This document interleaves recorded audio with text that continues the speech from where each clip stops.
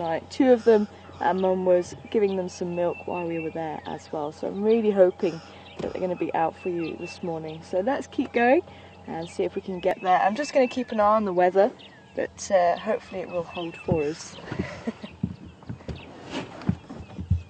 And of course, with this being a live safari, wherever you are in the world, if you do have any questions during the drive, then send them through to questions@wildearth.tv, and you can also send them through to Twitter, #SafariLive. So if you do have any questions, do send them through. It's always good to hear from you, and wherever you are in the world, please do send out where you're from. It is great to hear. Even if you give us Europe or just the country. You can give us a city if you like. But it'd be great to hear from you this morning.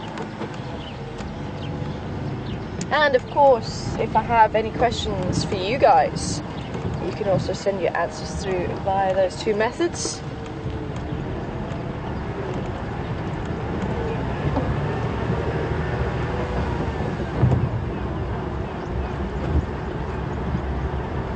Oh, what another glorious day here in South Africa. I'm so glad you can join us this morning. And I'm really hoping that we can share some wonderful things with you. Yesterday we had an amazing drive. Well, 2 amazing drives yesterday. We had, obviously, the quarantine male sauntering down the road for pretty much half of Juma before we lost him towards the end of drive. And that was so fascinating to watch his behaviour. And then we had a few Ellies in the afternoon, but I think the stars of the show last night were definitely the 2 hyena cubs. Absolutely stunning. And we've got a little female and a little male. Still no sign of Ntumbela, but I'm sure she's fine. I'm sure they'll pop up at some stage. Just have to bump into Mum and then follow her back to the den. Or she might pop up at one of the den sites that we do know about. But I'm sure she's out of harm's way.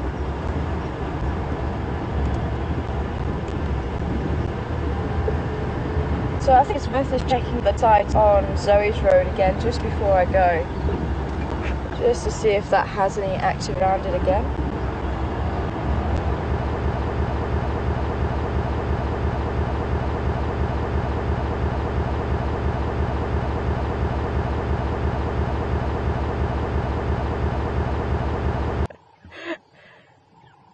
Welcome back, everybody.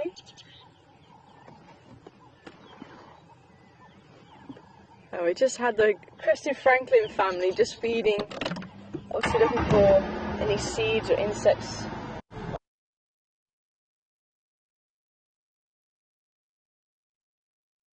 So we're going live. The Crested Franklin family just went. They must have heard.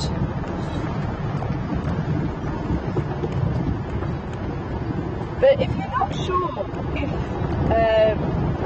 males actually help out with the females rearing the chicks, one of the ways to try and tell that is look at the colours of the male. Because if the colours of the male are fairly drab, just like the female, chances are he's going to help rear the young. So with the Crested Franklin, it's difficult to tell the difference between the male and female. With the male, his cap is slightly darker than the female, so that helps to distinguish them, and that's fairly true for most of the birds where the father does help. There might be some distinguishing feature to distinguish him as the male, but otherwise fairly drab colours just like the female, so that they can stay out of sight, they can stay camouflaged in order to help rear the young so they can stay alive. But if you get the males who have very colourful plumage, then that means that they're not likely to help rear the young because they are colourful, so they could potentially be spotted by predators a lot easier. So if they are brightly coloured, chances are they've got quite a number of females that they mate with, and it'll be, oh sorry lady, I saw you too late.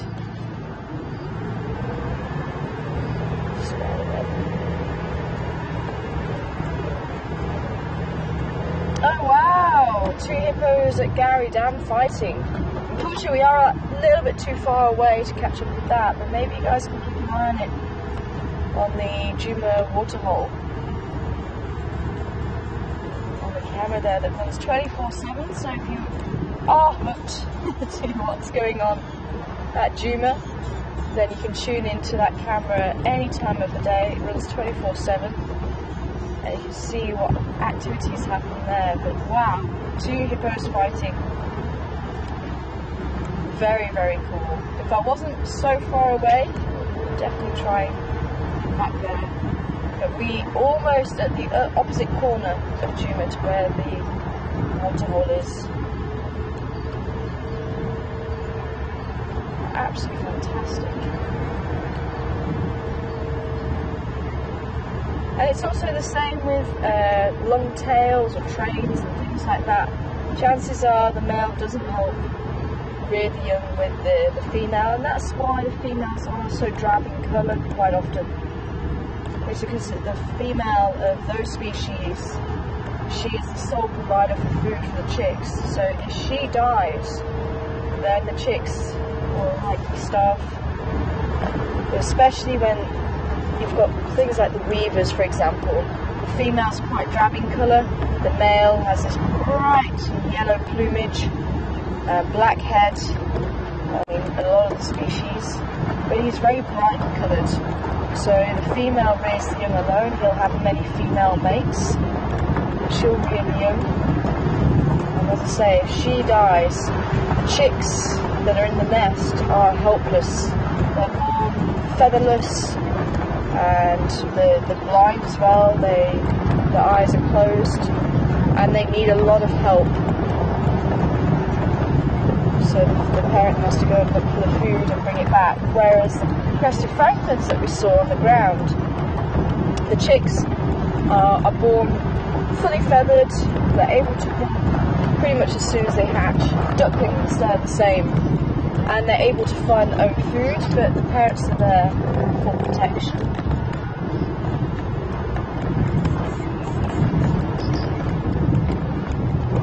Okay, I remember coming through here. Where on earth did I veer off? Because we definitely came up or down Mamba Road. I must have found myself a little two-track. Realised we were heading on that two-track. How bizarre.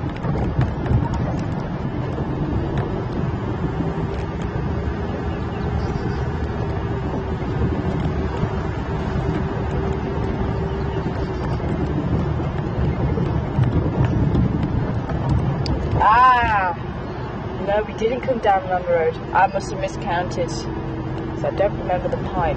Try to move the pipe. So it must have been Leadwood we drove down. Okay, so that starts making sense now. Small bachelor group of Impala ram. You can see they're starting to sort themselves out. You can see the male on the right of your screen. He's starting to display, he's starting to lick his lips, and just asserting authority over the smaller boys, but he is beautiful. You can see his neck is starting to increase in size as well. So they are gearing up for the rut, which will happen around April, but it could be March to May.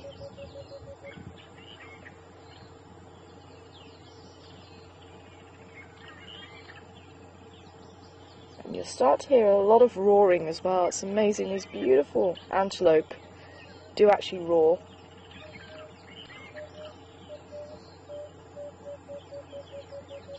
I've got a male who's looks like a 2-year-old with them. Just on the right of your screen, and then we have another male who doesn't look as big as the male we were just looking at.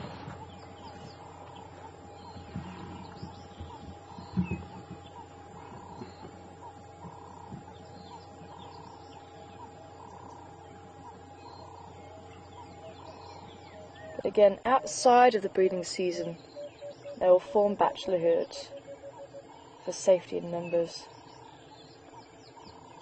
So more eyes and ears to detect predators.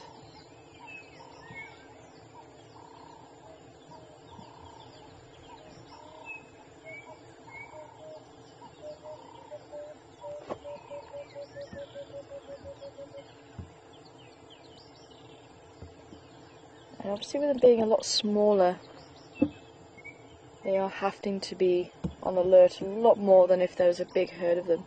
Oh, there's a slender mongoose in the road as well, just up ahead of us. Ah, he's gone.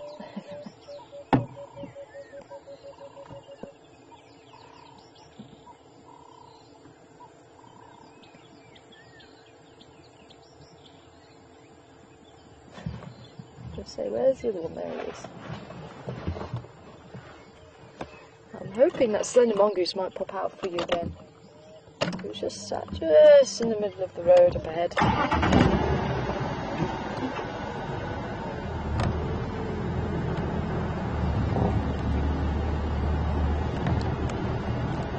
And what you've got to be careful of is the snort that they give us an alarm call.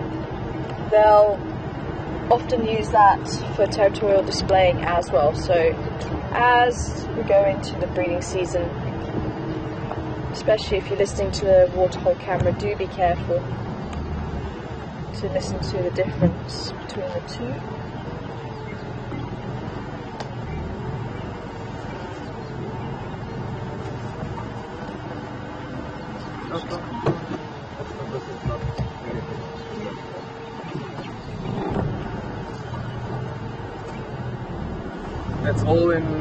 It's all your side, Andrew.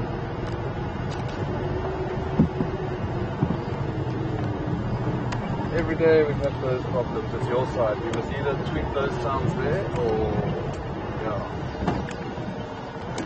What have we got here?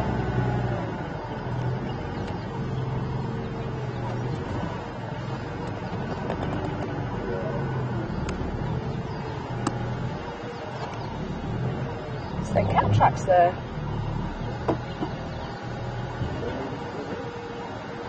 It looks possible.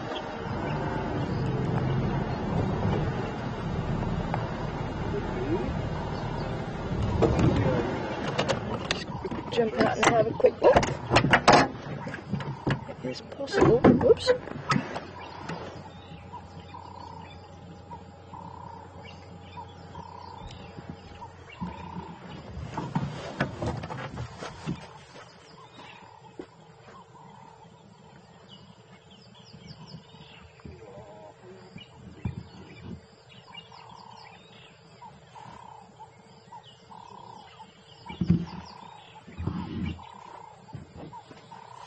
Yeah, and the thick sandy substrate is difficult to tell sometimes, but you can just about make out the slightly large one and the slightly small one. So remember, hyenas have a lot of weight on the front. If you can picture a hyena, hopefully you won't have to too long, because we're hopefully going to go and see one.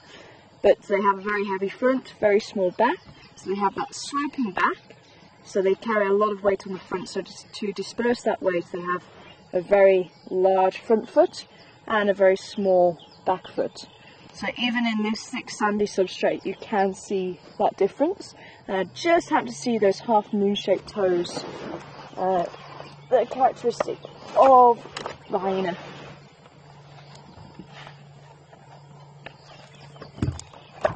Okay, just quickly show you those toes.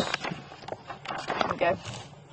So on the spotted hyena, the half moon-shaped toes, that's what we look out for, and the two lobes in the back pad. So that's the spotted hyena, that's the track that we're looking at. So unfortunately not too much in the way of detail, so it is a difficult one. But if I see a nice one, I'll show you again. In the sand. Just put my ear in. But definitely always worth checking out, just to be on the safe side. I could see something, I just couldn't see exactly what it was.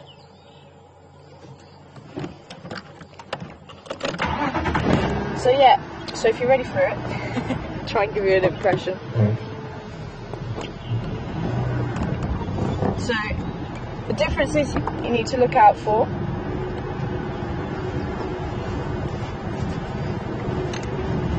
And welcome on board, Jeffrey. Jeffrey is from Texas. Howdy! One of these days I'd love to go and visit Texas. Jeffrey would like to know if Impala can actually interbreed with other antelope. And as far as I know, Lesbok males have been known to try and take a female herd of Impala, but I don't know if he actually bred with them. But I know he went through the motions of, because they have a very similar system, so the males will hold onto a territory, the females will pass through that territory and breed with the most dominant male. But I'm not sure what the circumstances were for him doing that. I just have heard that that has happened. So Lesbok actually herded a female herd into the centre of his territory and wouldn't let them go. But as far as I know, they are very, very different to other antelope. Ooh, on the road. If they can sit nicely, hopefully. You might see, there we go.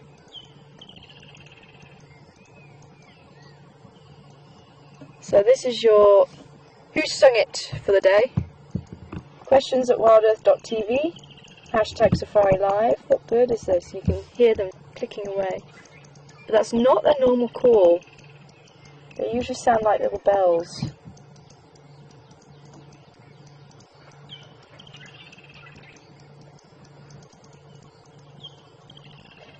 And you can see the female's just popped out. The male is slightly bluer, slightly brighter bluer than the female. So there is that slight difference again. And in winter, they do go a little bit more drab in colour. Not too much, they still hold the blue. But certainly in the summer, you can see it just becomes vibrant for the breeding season.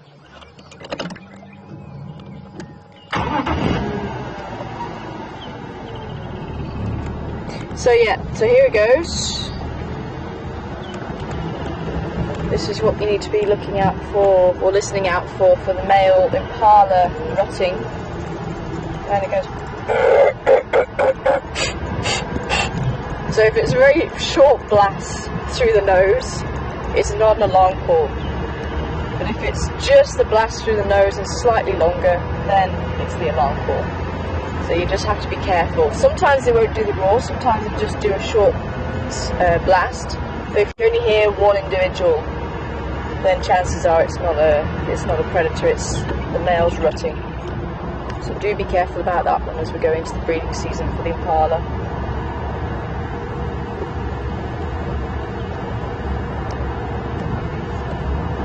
But yeah, I'm just trying to remember that I don't think the Impala actually fall under any other genus, or that no other antelope fall under the same genus as the Impala. I think it's Apocerus, and it's just them that are in that genus. Certainly the African antelope, South African antelope, don't fall under. And generally speaking, if they're in separate genus,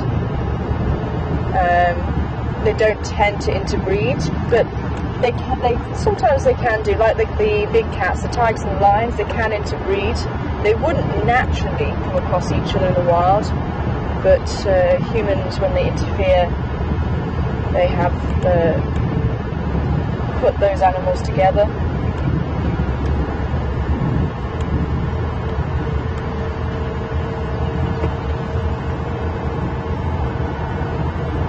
Linda, Georgina, Danny, and Raisa, and Joanne.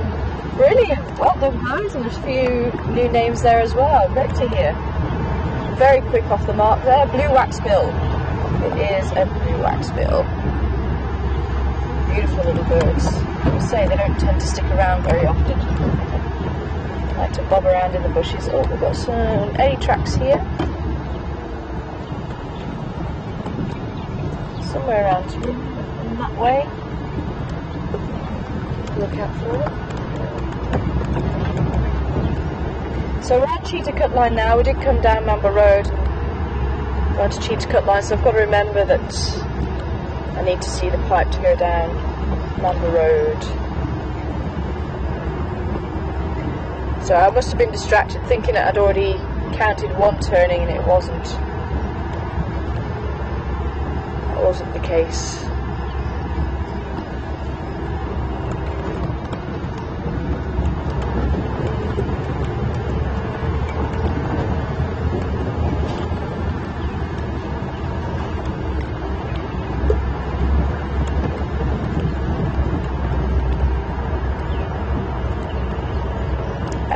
Jeffrey just coming back asking what antelope do interbreed. And off the top of my head, I can just think of the blesbok and the bontebok. Because the blesbok tend to be in the grassland areas in the centre of South Africa. The bontebok down towards the Cape. And it's thought that the blesbok almost got hunted to extinction, and somehow the bontebok, I think humans interfered again. The bontebok got bred with blesbok. Who's running? Ah, take her.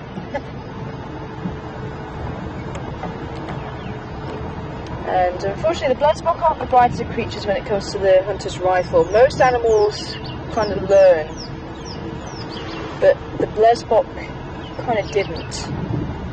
And the way that they defend themselves against predators, they'll run, and they'll run a distance and then turn around and stop and look so they can see where the predator still is. And they did this with the hunter's rifle, well, the hunters with the rifles, and unfortunately the rifle could still shoot them. But they reckon now there's very few blesbok around that are pure blesbok. Some of them do have characteristics of both the bontebok and the blesbok. The blesbok has the white face, as does the bontebok, but they have a brown stripe across the face. And I can see many hyenas, so chances are they might be lucky with the cubs.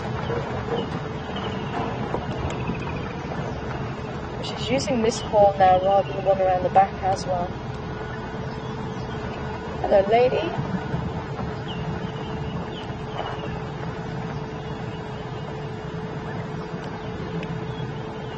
Hello, beautiful girl.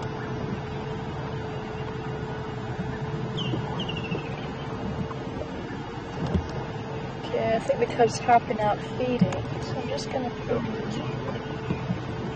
Oh, they are still there. They're starting to get a little bit bolder.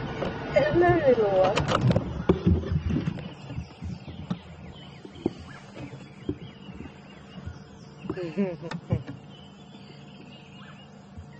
It did take them quite a while to come out yesterday.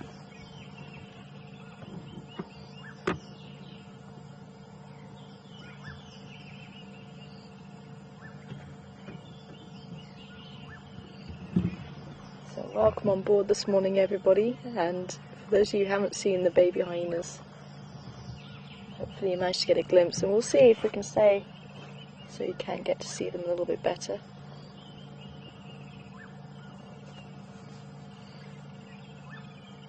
Depends on how long they've been feeding for. Feeding bouts can last around 15-20 minutes or so.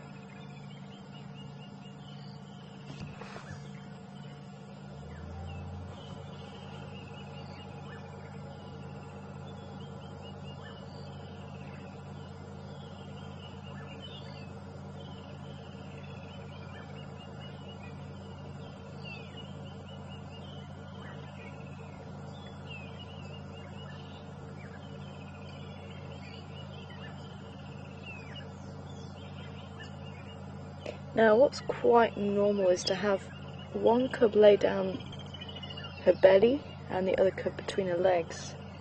So I'm thinking there might just be one cub feeding.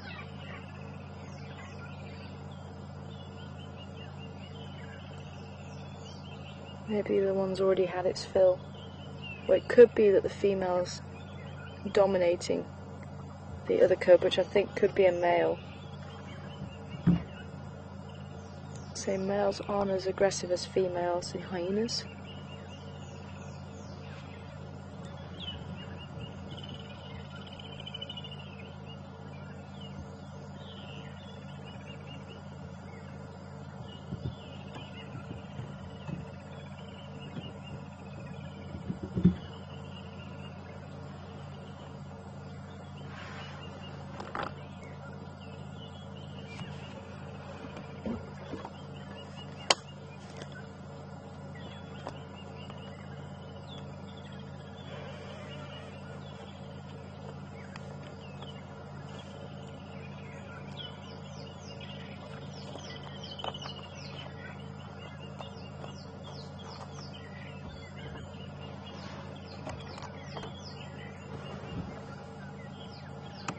Good morning to you, Adam.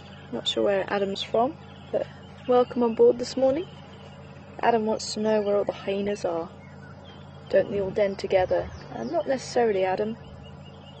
It does depend on the rank of the individual. It depends on how many members of the clan there are, or what ages the cubs are at. I think these two are probably around the 2-month-old mark. I wouldn't say any older than that. I wouldn't say any younger than 6 weeks old. And remember, when I do give an age, there is that a few days or a week either side of that, because we can never be entirely sure.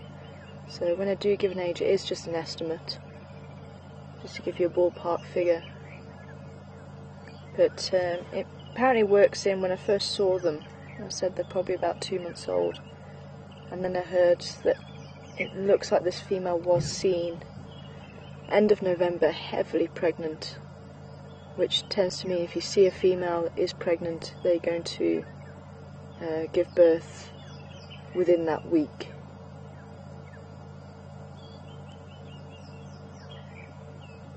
So it's very, very close to giving birth. You don't tend to see them showing before then. So the other clan members, it could be that she's quite low ranking, so she'll want to protect her offspring, let them grow a lot larger before she takes them to a communal den. And that could possibly be why they are 2 months old, or around the 2 months old, and she still hasn't taken them through yet. In some cases they can take them through to the communal den around 10 days old, 10 days old to 2 weeks old. But I would hazard a guess that that's probably when clan members are higher up the hierarchy, because then they don't need to worry about their pups being bullied by dominant, or pups from dominant clan members.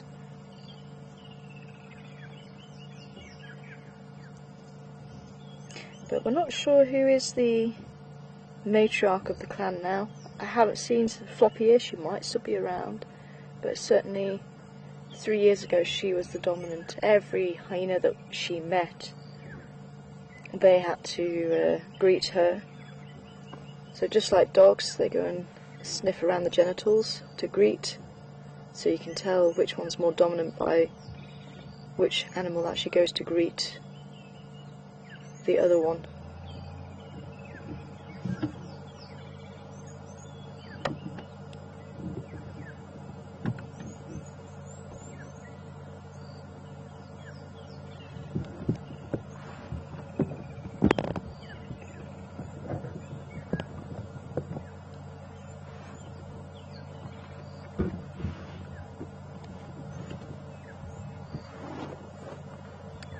Can you repeat who that's from, please?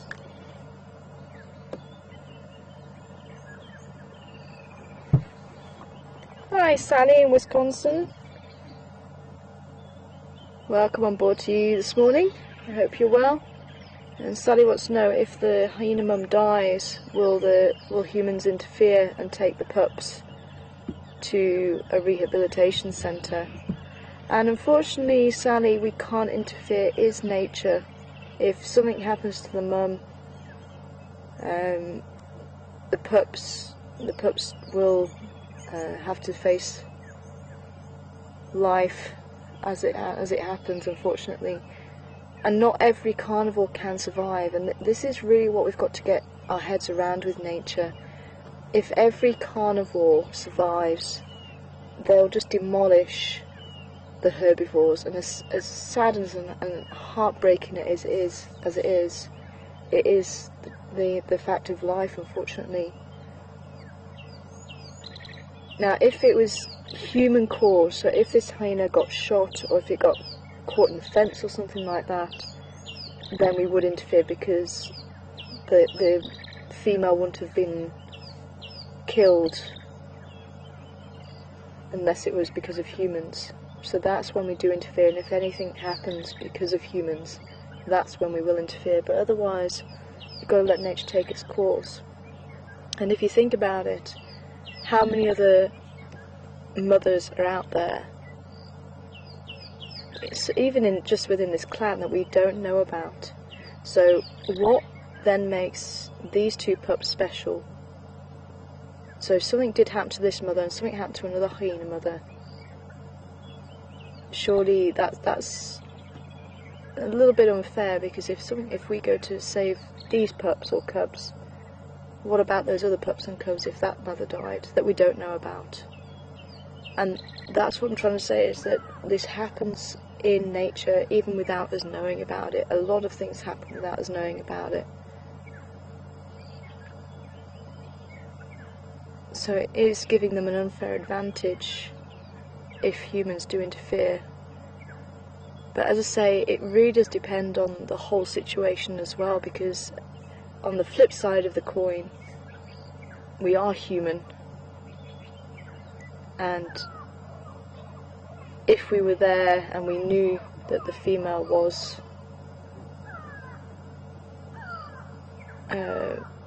killed, I know we'd want to help, because we are human, and we wouldn't want to bear, we couldn't bear to know that those little pups would probably would starve to death. But something might happen. I mean, that's the thing, and that's what we've always got to remember as well, that animals are resilient, and the will to survive is so strong. So just because we think they might perish, you know, that's not the foregone conclusion. The older these pups get, the more adventurous they get, and if mum doesn't come back, it could be that they start actually scavenging for themselves. They do have that natural instinct to hunt and to investigate. So it is possible that they could survive, depending on obviously how old they are. But they could go and find their own food. And just because we think that hyenas don't allow-suckle and that they don't help to rear the young, doesn't mean to say there wouldn't be an instance where it could happen. Because remember, these animals don't read the books. We've written the books based on what we've seen, but the more we research, the more we observe, the more we realise that we actually don't know as much as what we think we know. And that's why there's so many gaps in the knowledge. And the more you sit and observe, the more you actually do learn. So there is a possibility that even if there could be clan members that come to visit this female, and if she's not here, they could then maybe take the cubs to a communal den. They could potentially help rear the young without us realising it. So there's all these possibilities, and that's why we can't interfere, because we do know so little.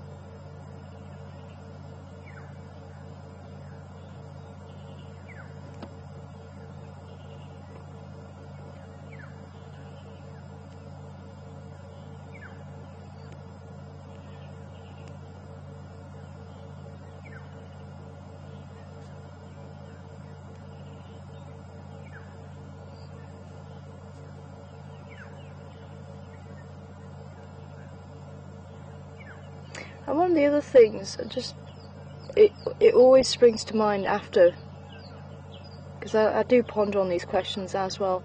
Sometimes we think that the best thing for animals, wild animals, is to put them into captivity to help them, but sometimes I actually think that's worse, because you're asking this animal that has known only the wild to then be put into an enclosure that is fenced, and it's something completely alien to them.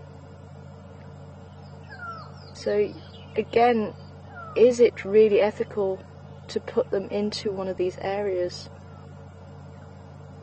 And you've always got to ask yourself that as well, because I know we're wanting to help, but sometimes I do wonder if we hinder by interfering sometimes, and it is something else just to ponder on.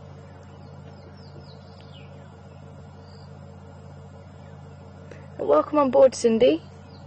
And Cindy wants to know about the male cubs, and if females would kill male cubs, and would male cubs kill each other, and if so, how is it that male cubs actually survive? And it's just the females that are aggressive. If you've got two females and they both have a lot of testosterone in their body, even at a young age, they have that rivalry. And they're still not entirely sure, by what I've read, if the female cub actually does directly kill its sibling, or whether it just outcompetes it for the food, and just bullies it into submission so much that it just doesn't even try to feed. So it does it indirectly. But because that rivalry is so strong, that's why you tend to have the sibling not survive, the weaker one not survive. But with a male and female, the male's already subordinate. He doesn't have as much testosterone in his body, so that there's not as much rivalry in that sense. And even though there has been a little bit of bickering and stuff, I think because it still stays subordinate, that's why a male and female cub seem to get reared. And with the males as well, if you've got two males, there's also not that rivalry as there'll still be a rivalry for dominance, but there won't be as much bickering and bullying. So it could be there's two little males there, but I think the one just does seem to be a lot more boisterous than the other one.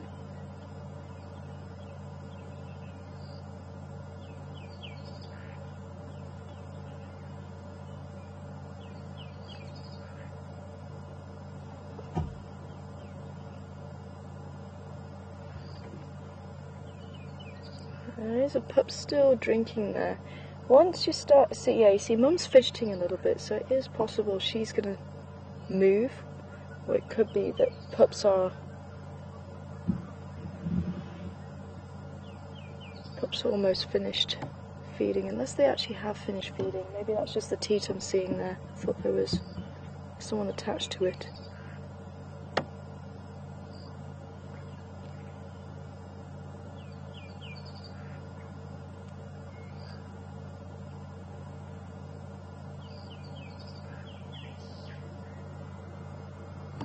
Seeing movement there? Yeah, I think there is the head there, isn't there? Just between her legs.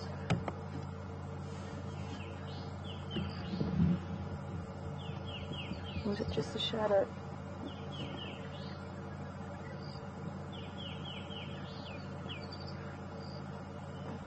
Yeah, it could be just the shadow then. No, I am seeing someone moving at the back there. There we go. Hello.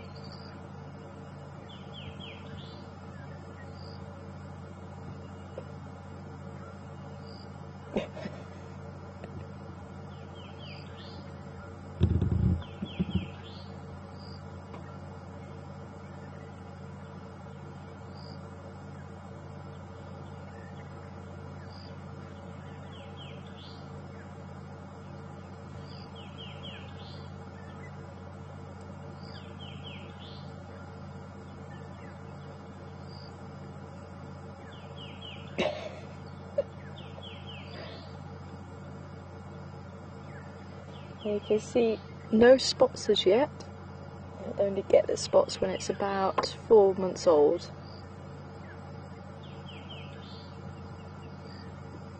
But I do think this is the little female.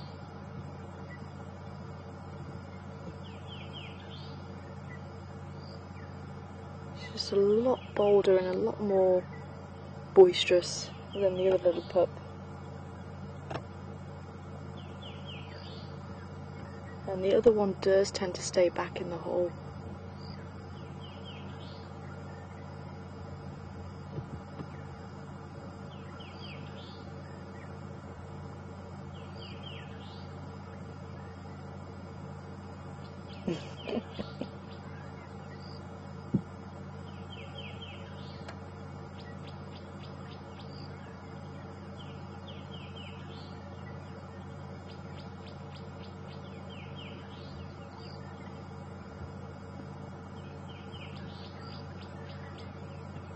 Well, I'm really hoping these pups are helping to melt people's hearts about the hyenas, because I know they have a very bad press. But how can you hate that face? How? I'd say they do have a role to play in the bush. They are the caretakers of the bush. They do tend to clear up a lot of the carcasses. Remember, they can eat bone, whereas quite a number of carnivores can't. They can crack the bones on the skull, and some of the larger bones that even lions can't crack with their jaws. Is he getting very confident, hey?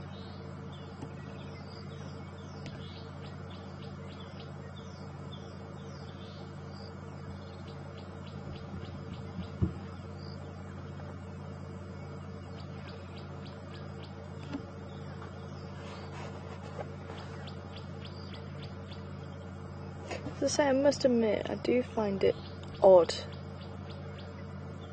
that the hyenas are so almost, I suppose family orientated might not be the right word for it, but they do live as a clan. They do use communal dens. And I do find it odd that other species that spend so much time together, or potentially can spend so much time together, do suckle each other's offspring. They are related in the clans. There'll be mothers and daughters and aunts, sisters, and yet they don't allo suckle as far as we know. I do find that one very odd, but as I say, it could be because we haven't observed it, and that we have seen aggression maybe from a more dominant female towards the subordinate pups. So maybe it's just been documented and we haven't actually seen any allo suckling going on.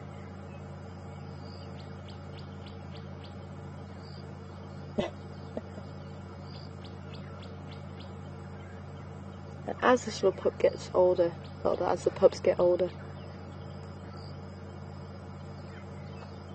they are going to destroy the vegetation around here even more so. Out of play, just out of the pure fact they want to start biting things. The teeth are obviously going to be growing, just like a baby needs a rattle or a teething ring. It's the same thing, they want to chew.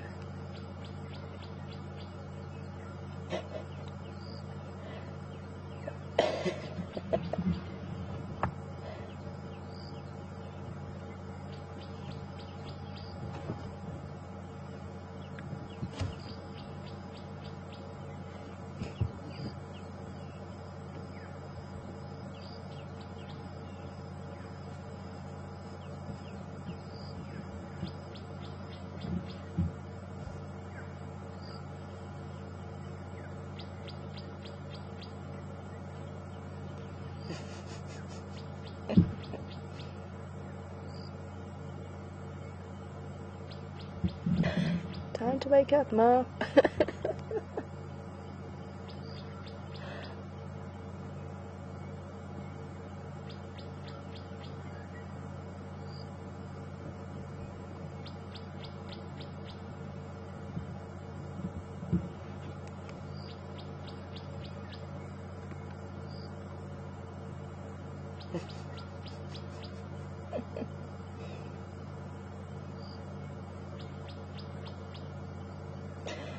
Mum's getting irritated. Yeah, I think the other one is still suckling.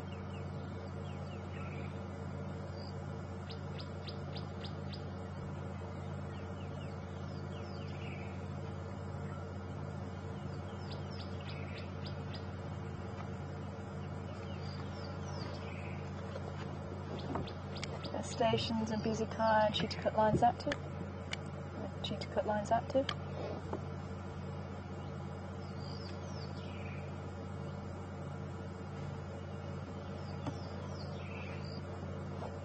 Negative. I came down Cheetah Club line. I didn't check anywhere. I didn't check anywhere else.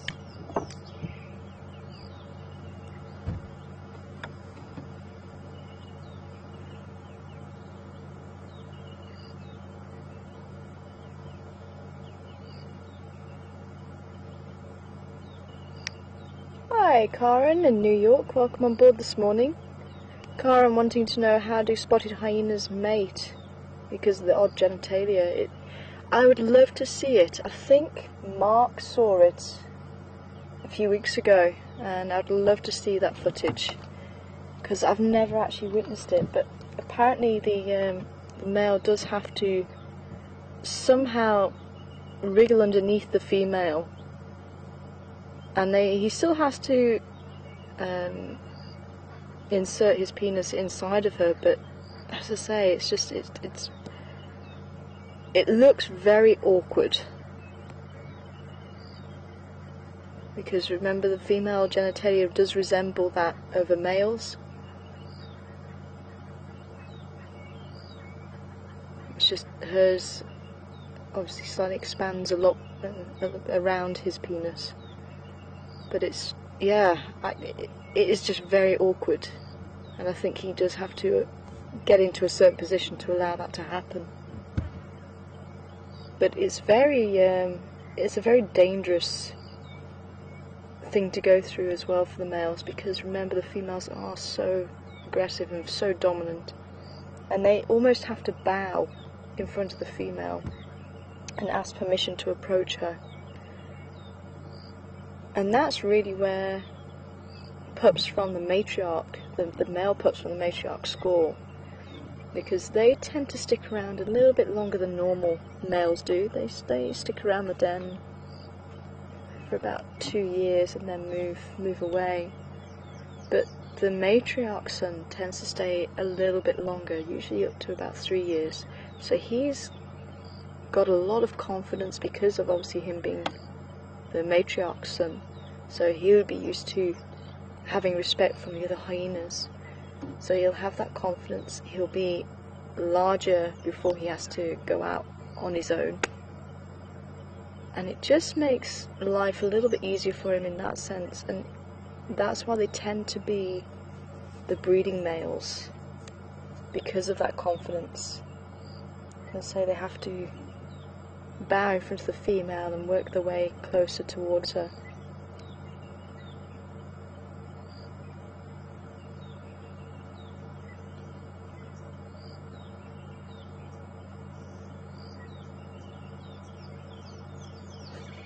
Yeah, this vegetation isn't going to last too long with this little one.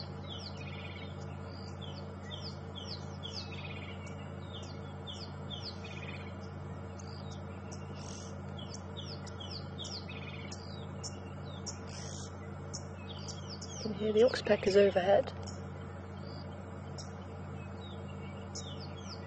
So where the little one is now, if you imagine her turned the other way and lying belly to belly with her mum, that's the prime position for the more dominant of the two cubs for feeding, and then between the legs is the secondary position. I think that's where the other cub is pointing away from the mother.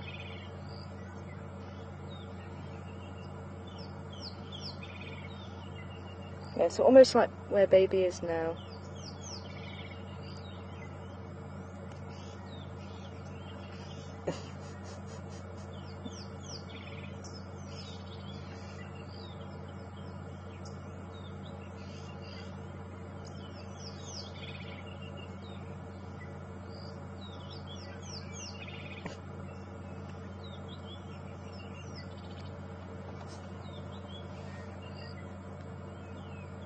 Yeah.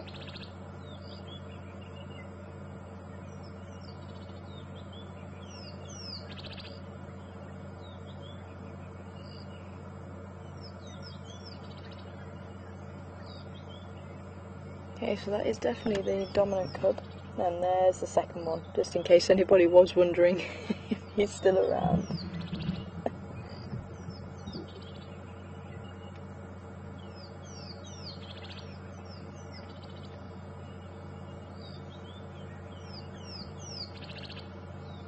Hi Hal, welcome on board this morning. Hal would like to know what's the survival rate of hyena cubs, and again I'm actually not sure, maybe someone can check up for us. It's not something that I've actually read much about, is the survival rate. You don't really see it in the books. So if someone can maybe have a quick check for us, because it'd be interesting to find out. I must admit I was quite shocked at how low baby elephants were. It was 30% for baby elephants. It was very low.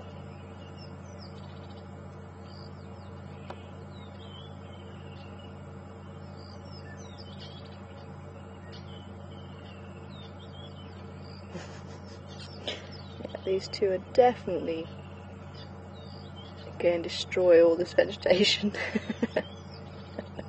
That's why, especially as they get older, the hyena dens that are active, they're just bare. It's because they just get stripped of all the vegetation.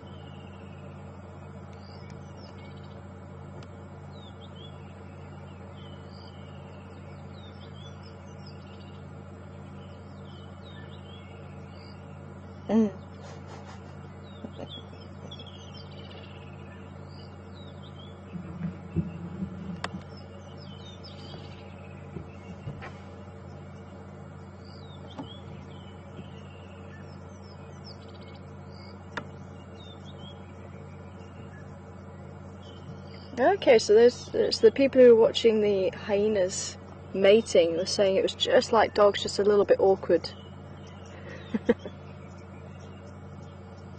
And so I think he probably just has to slip underneath her slightly. But I'd love to watch that footage for sure.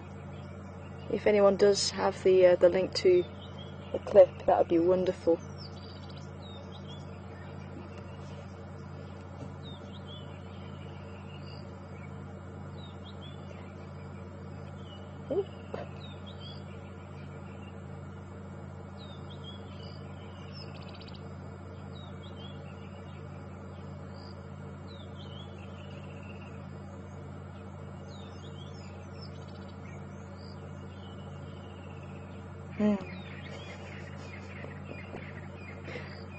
I just love the fact that they're so inquisitive.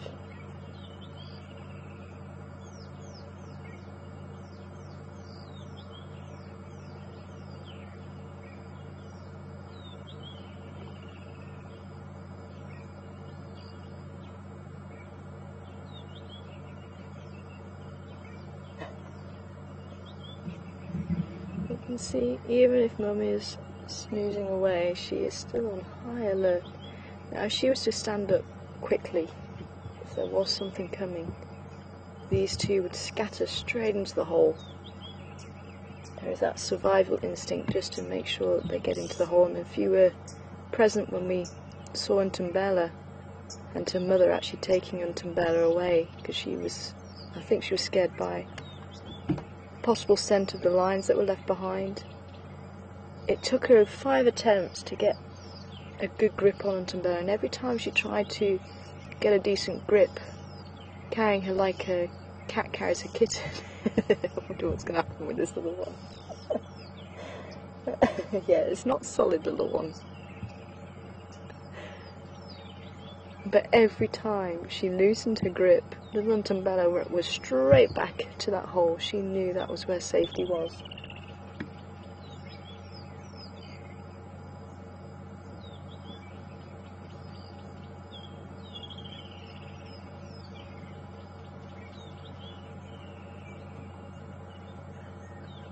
You can see the baby's watching Mum.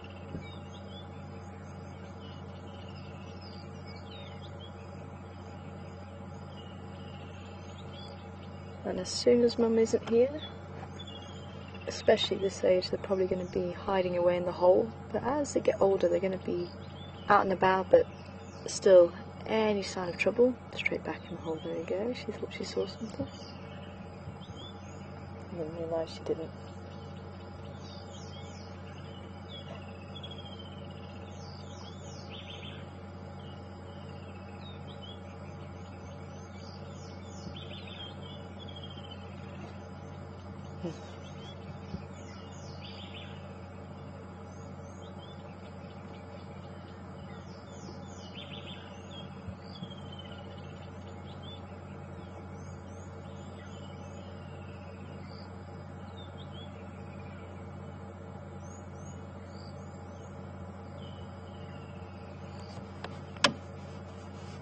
Oh, thanks for whoever looked it up. We don't have a name, but someone was saying about 60% mortality rate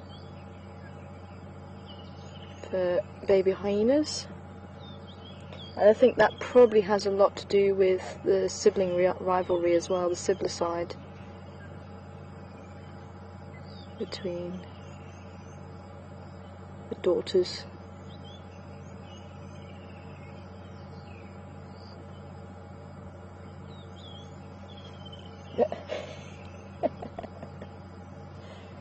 Remember, at this age they are vulnerable to anything that's bigger than them.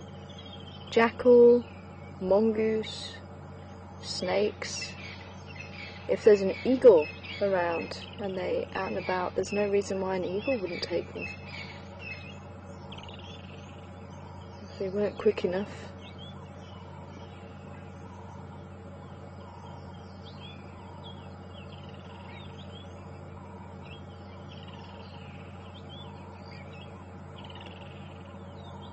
Just need the pups just to take out this bit of grass in front of us.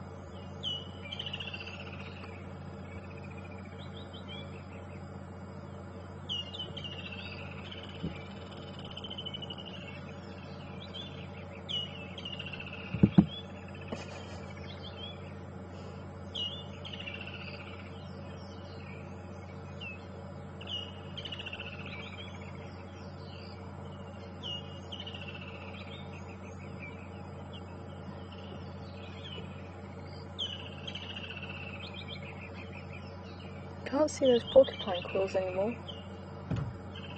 They seem to have been moved.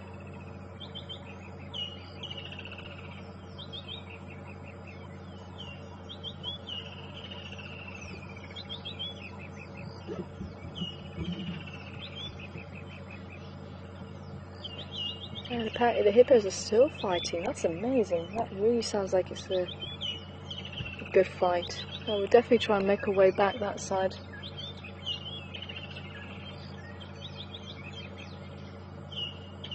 As I say, we are still quite a distance.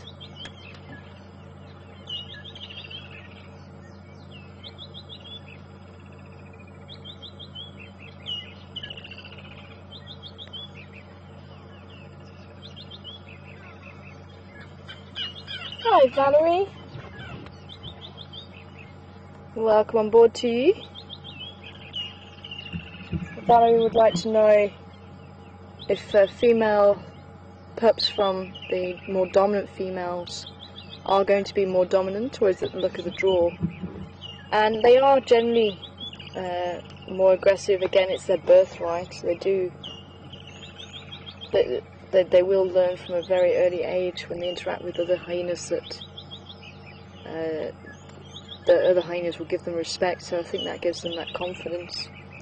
But they will be quite aggressive, and obviously with the matriarch genes as well, they're likely to be larger once they get older, because remember, it's the matriarch's the largest and strongest female, and that's what makes her more dominant, and her offspring are also likely to have that genetic makeup to allow them to become the matriarch once she goes.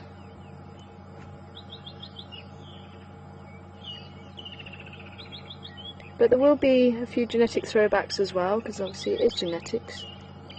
So you might get one that isn't as strong, in which case there'll be another hyena that takes over.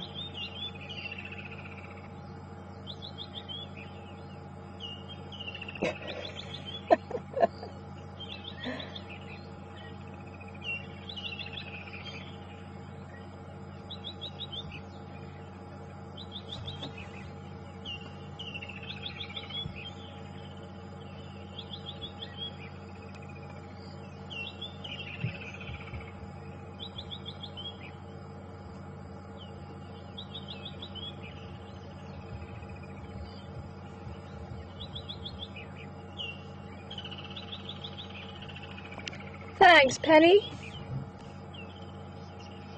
Good to hear from you. Apparently, a study in Kruger was saying that it's actually survival rather than mortality rate that's 60%.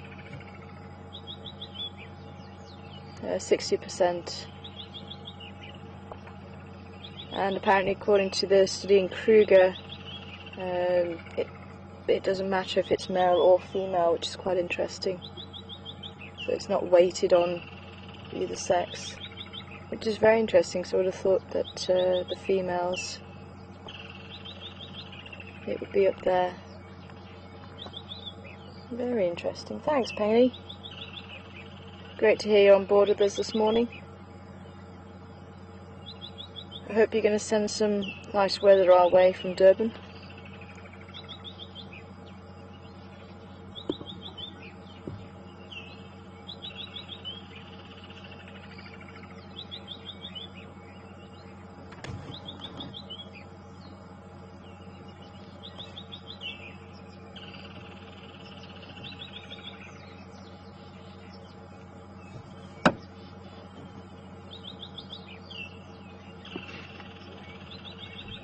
Oh, how adorable is this? Oh, my soul.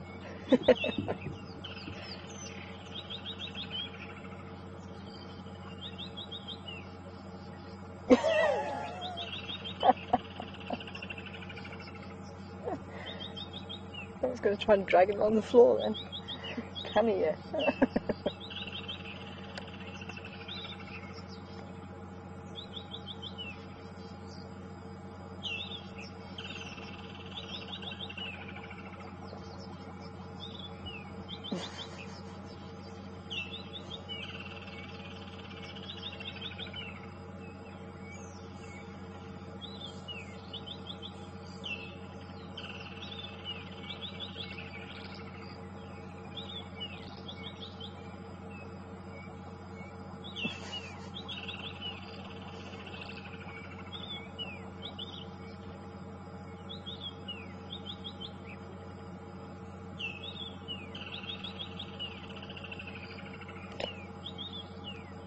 Yeah, I think I'm seeing a slight difference in colour. There seems to be one that is slightly darker, and I think that is the female. That's the one that was lying along Mother's belly just a bit before. And she looks like she's slightly larger as well. And there is one that's more of a chocolate brown colour. I would hazard a guess that's the male. But the more I'm watching them, and this is why it's so important to just sit and observe and watch, because you learn so much more by doing that. But the more I'm watching them, the more I'm convinced we have a little boy, a little girl. So yeah, I think the one on the right is the female, and the one on the left is the male.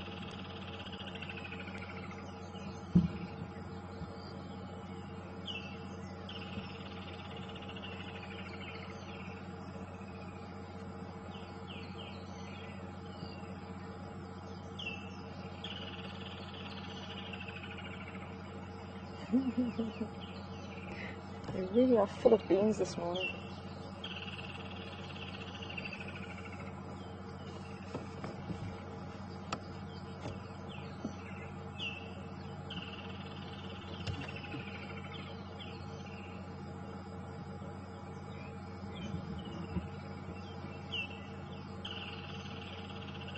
Okay, I'll have to read that paper then.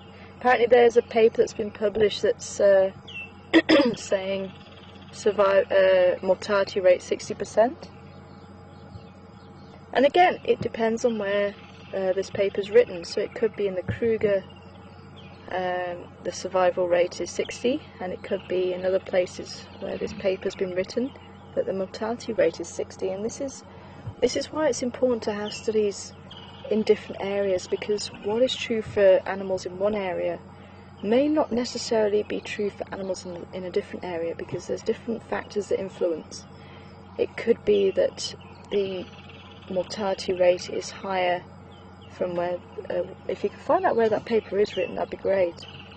It could be that there's other factors that influence, maybe different climate, maybe a different density of carnivores, maybe lower density of prey species, you know, anything like that can actually affect all of these things. So that's why these percentages that people come up with, and even just the statistics for an area, to say it'll be for that area, but it will be different for other areas, just because of all these different factors that influence life and death, basically.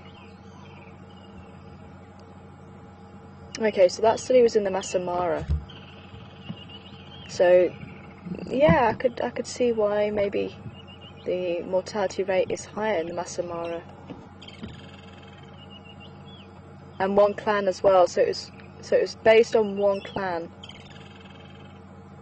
So again, when you've got a small population to work on, to go for the one clan, it is difficult to say that that's the same for the other hyenas. So it sounds like it's probably somewhere between 50-50, to be honest, because if it's a 60% survival down here in Kruger, which is obviously what Sabi Sands is part of the Greater Kruger National Park.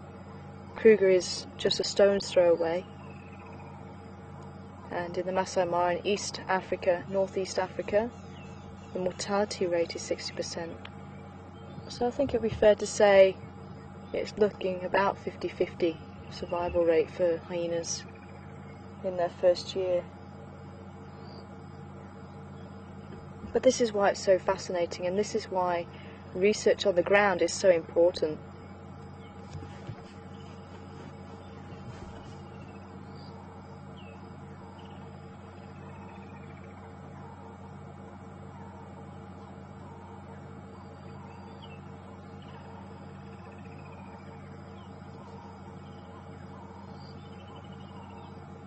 Hi, Billy Joel. Welcome on board from sunny South Africa to sunny Florida. Hope you're well. And Billy Joel would like to know, if the female had to move the cubs now in an emergency, which one is she more likely to move? I think whichever one her jaws get around first, to be honest. So it could be the female. If she's bolder, she might be the last one to the hole. It's certainly a very interesting question there, Billy Joel.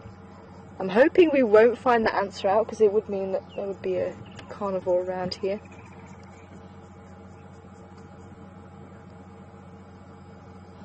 But I think, to be honest, she would also wait until danger had passed. So the safety net is actually the hole. And as I said, they'd have a scrape in the back of the hole, where even the adult female, if she can't get, some of these holes are big enough for the adults to at least get their head and their front quarters in, but there'll be a scrape at the back where even adults can't get to, and that's where the babies will go to stay protected away from large predators, so that's really their safety net. So if there is a carnivore around, like a lion again, then they would actually run to the hole, and that's obviously what happened the other day when the Matimba came through to say hello. And I think it was this female that obviously chased him away. Cubs would have been safely in the den, and then if she decided to move them, then she would move them once danger had passed. And but she is a seasoned mother. You can tell she's got a few notches in her ear. She is losing her fur, which seems to happen as they get older. The fur thins out, and the fact that she had a male lion come through and she hasn't moved them, she may have lost more pups that way by moving them. Maybe she's learned to stay put. Maybe it's because the lion didn't actually get to the den. Maybe she fended him off before he got to the den. And it could be that there was supposed to have been a carcass around here around that time, so I think it could have been the carcass that drew him to the den site, and that could be why hyenas don't often bring carcasses back to the den site, so that it reduces that possibility of other carnivores to come looking for the carcass and happen to find the den.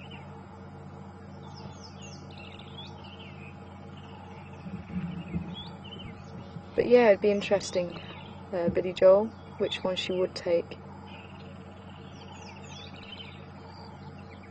I would say it's more likely to be the more dominant of the two, because that is the stronger individual.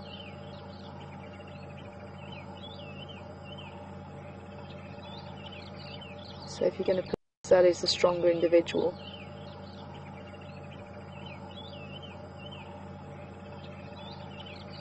So if you're going to put your time and effort into raising cubs, then they tend to put a lot of energy into the dominant ones, and that's why even chicks and anything where there's a few of them, the more dominant ones get fed more, they grow rapidly, just because they get that attention from the parents more than the subordinates.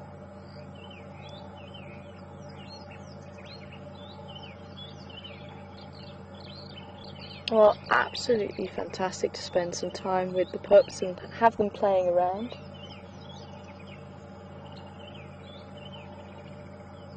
So whatever she's caught on the wind, she's just keeping a lookout just in case. There is something just around the corner.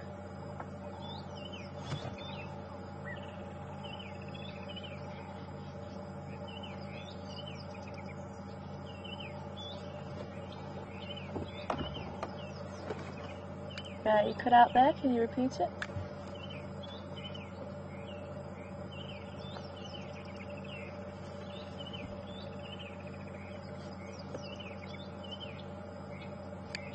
Was there any more to that question? It sounded like there was.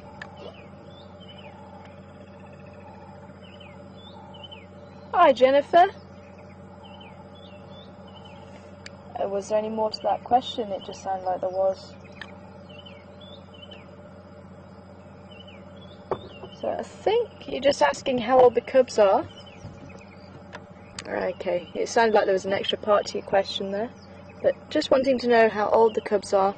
I'm guesstimating about the 2-month-old mark. When I first saw them, their legs are a lot longer than the little Untumbella's legs were that we saw. They were about half the size by the looks of it, and Untumbella was very black. And you can see they're starting to lose that deep shade of black, and they're starting to become slightly lighter. And as I say, it'll be another couple of months before they gain their spots.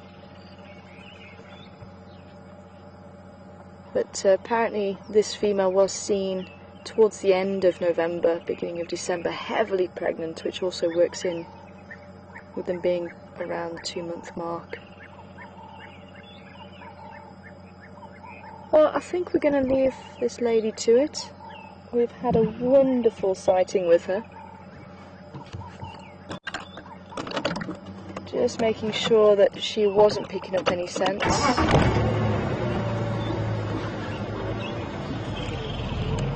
any animal around. So she's a little bit jumpy, but I think it is. So I'll go forward instead.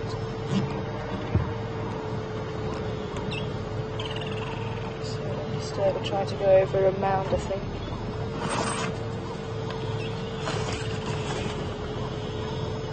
Thanks, lady.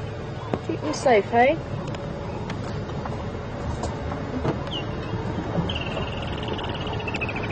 Stations, easy clear. Active, open up. Oh, but how was that, hey? Absolutely wonderful to catch up with the baby hyenas. Absolutely wonderful.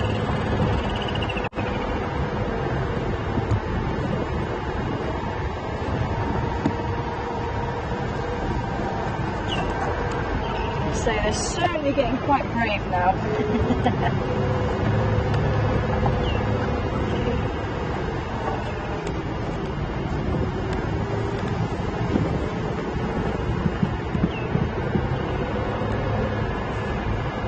So I'm going to head back towards Gowrie Dam, see if those hippos are still fighting. Unfortunately, with things like that, sometimes they can be fighting for 5 minutes and it's over.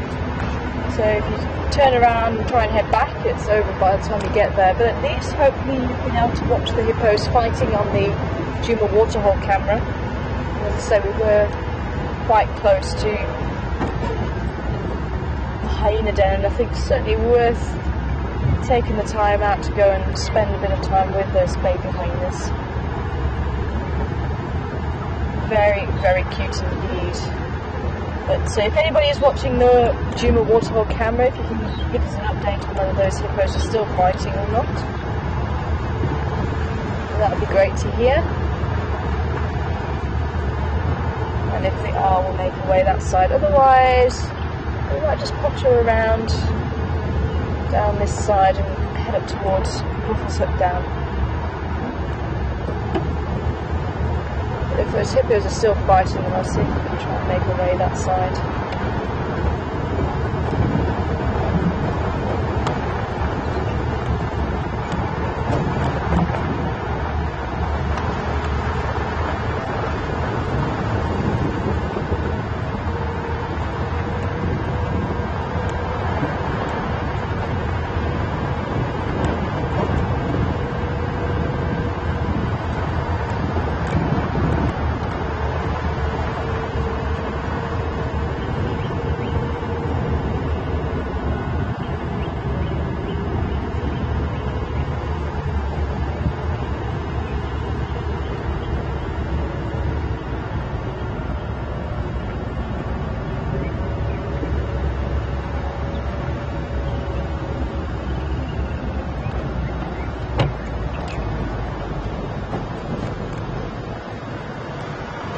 Morning.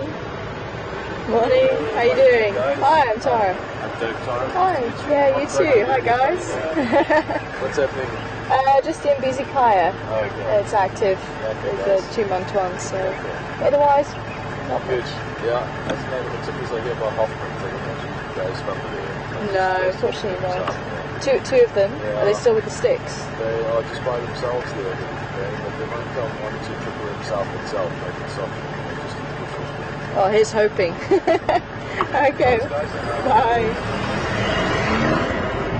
Okay, so one of the guys was saying the Tuma Timbers are south of where we are. We're actually on our southern boundary at the moment, but it's quite a lot further west from where we are. But the guy was saying maybe they might come out around the Triple M side later on, but I'll definitely keep an ear to the ground for that. But he's just said that the Matimbas are on their own, so not with sticks anymore. There was 2 sticks females they were with yesterday.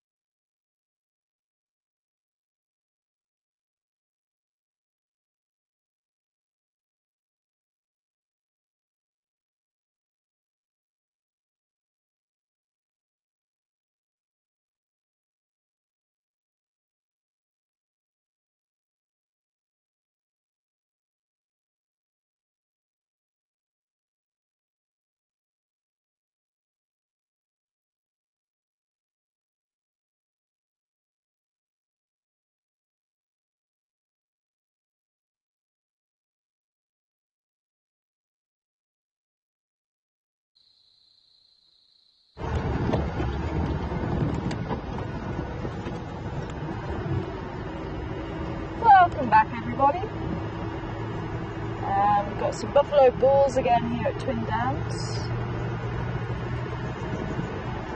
Some of you who were on drive yesterday with us and following the quarantine mail might recognise this is where we actually popped out, just on the opposite side of the bank there.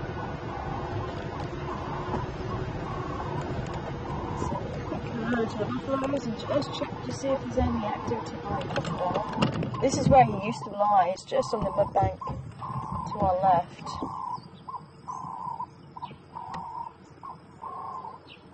He's got an oxpecker right between the horns in his head.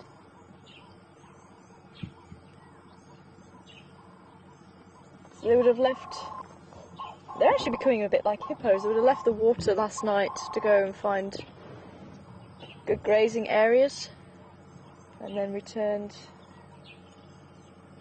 this morning while it's still fairly cool and settle in for the day.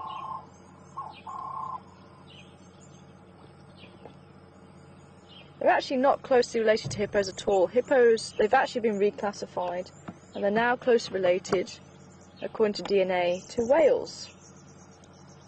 So originally the antelope and the deer, the hippos and the pigs were all in one order together, Artiodactyla, which just means even-toed, hoofed mammals.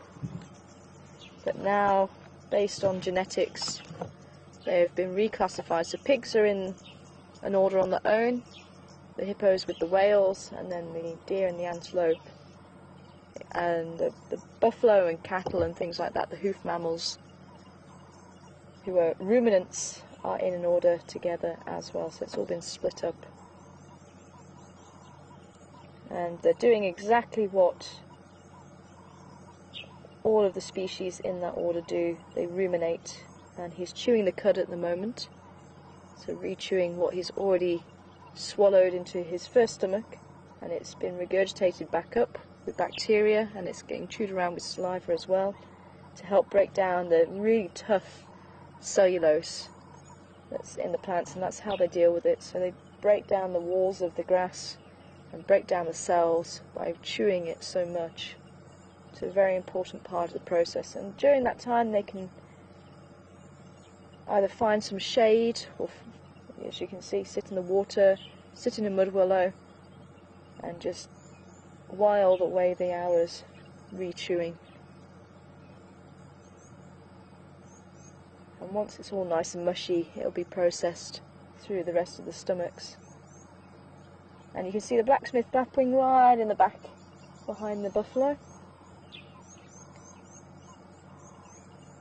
Sounds like a blacksmith hammer on an anvil. Tick, tick, tick, tick, and they start calling.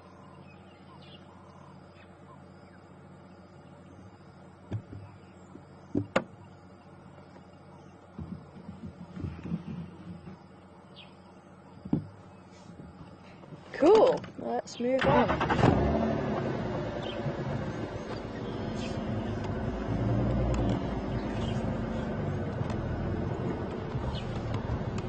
So I haven't heard if those hippos are still fighting. It sounds like maybe they've stopped fighting. Ooh.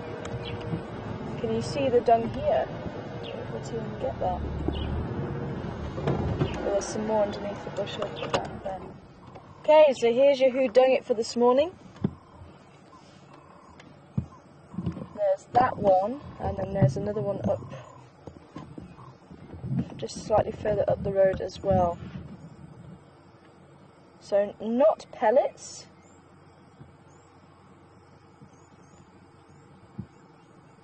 it's quite large particles, but it's not in balls. So that is how it comes out of the animal.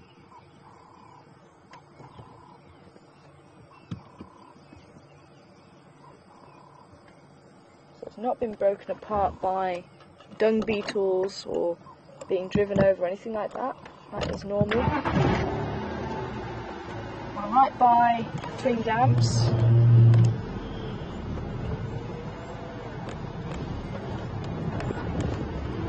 So who dung it? Which animal note that down. Questions at WildEarth.tv or hashtag Safari Live. Let's see who gets the right answer first.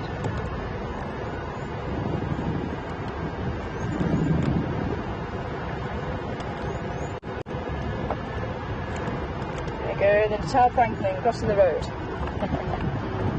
Alright guys.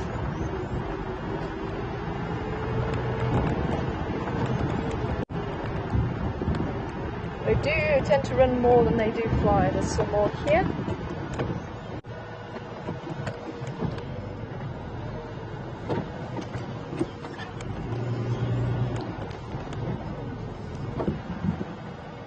And there's actually a track just there. We've got 1, 2, 3, 4 toes and the pad at the back there.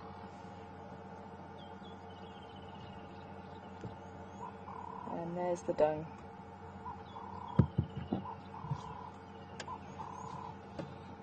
And just to give you the size of the track, yeah, no, it's not that size. It's about that sort of size. So quite a lot bigger than my hand.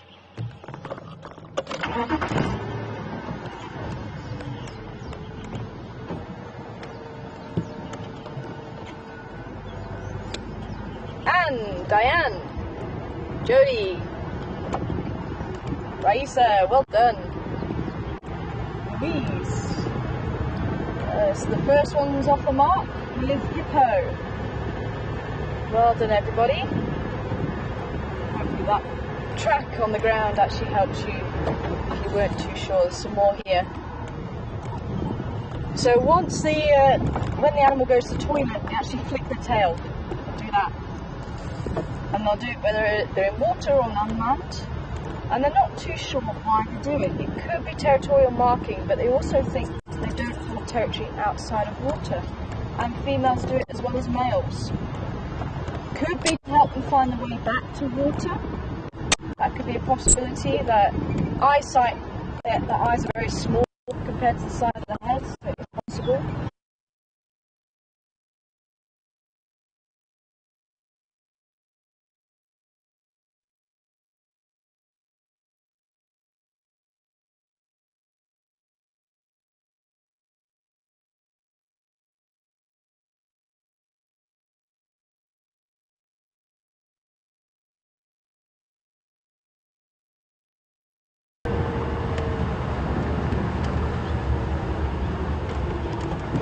Welcome back everybody.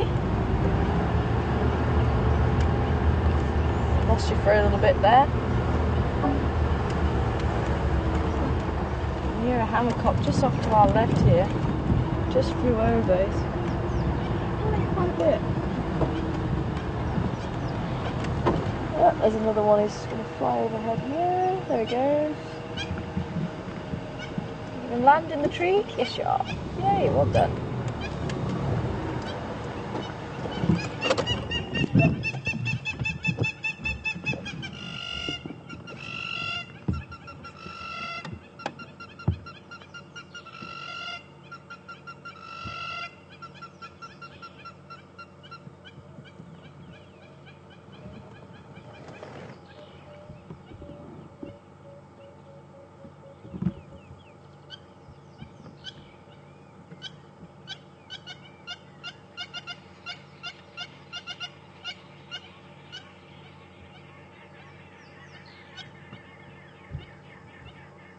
So just to let you know, we are heading up to Gowrie Dam to go and check out the hippos fighting.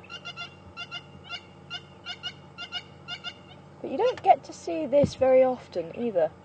So at least we've got the waterhole camera covering the hippos fighting for you.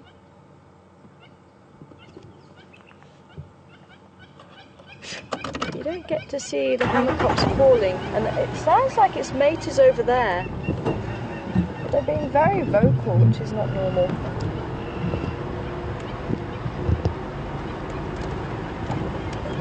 I'm not sure where these two are actually nesting. It tends to be extremely large nest. It weighs in around 50 kilos. It's the largest nest built by a single pair of birds in South Africa. The social weavers build ones around a ton or so, but there's a lot of individuals that help to build that nest. But yeah, they're flying all over the show and being very chatty, but they're not staying in one place, so it's nice to be with a predator. Maybe it's a bit of courtship, but yeah, being very vocal. So we're taking Weaver's Nest up to Quarantine, and then we'll head down to Gary Down, just so that we stay with you. I think if we were on Twin Downs Road, we'd lose you.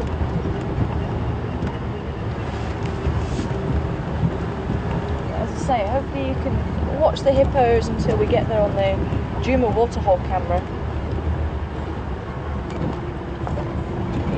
Absolutely fascinating to see as well.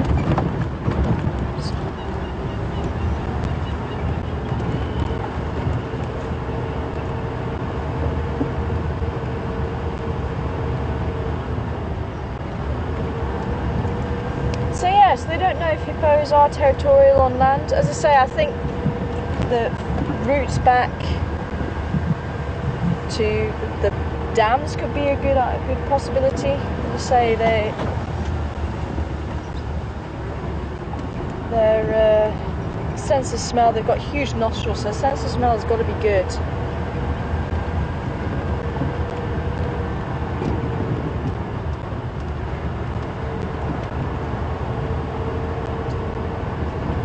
So maybe it does help them find their way to the dams. They don't necessarily go back to the same dam overnight. That's the one thing that does put a spanner in the works when it comes to that, because they can go to a different dam. They can travel, I think, up to 14 k's away at night. Hello, lady. Maybe someone can check that for me. I want to say more. I think the average is about 14. Are you calling your baby? She's giving a bit of a grunt there. Here. Here.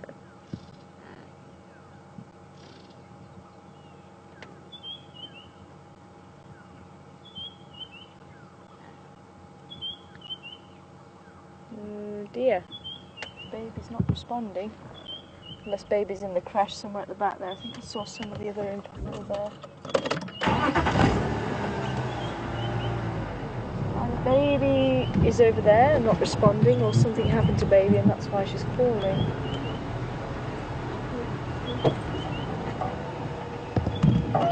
There's Nyalas.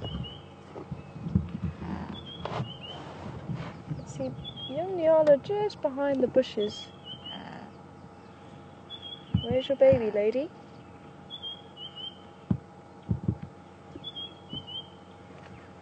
And there's another one that's going to come and join it.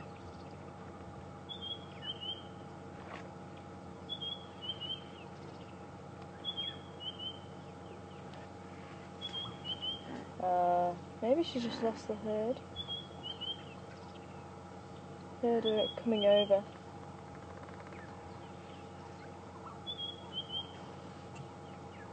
Nice to see the Nyala almost side by side by the Impala.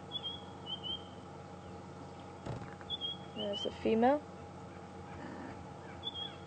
The Nyala tend to form much smaller herds than the Impala. Maybe around 6 or 7 individuals, so maybe 3 or 4 females and their offspring. You don't tend to see more than that. But I wonder why this female was split off from the herd. But she's stopped calling now, so I think she's probably found her baby.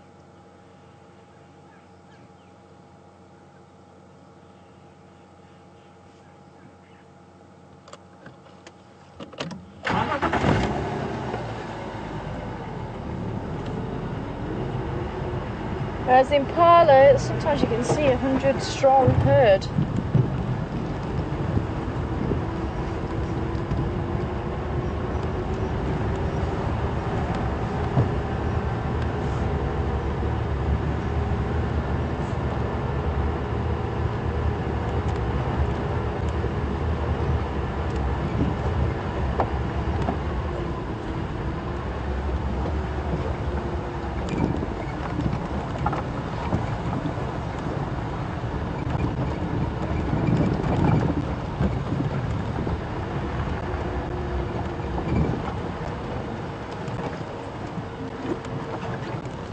So we're heading through Philemon's Dip now, we're almost at quarantine. And we'll head down towards the dam and check out these hippos fighting.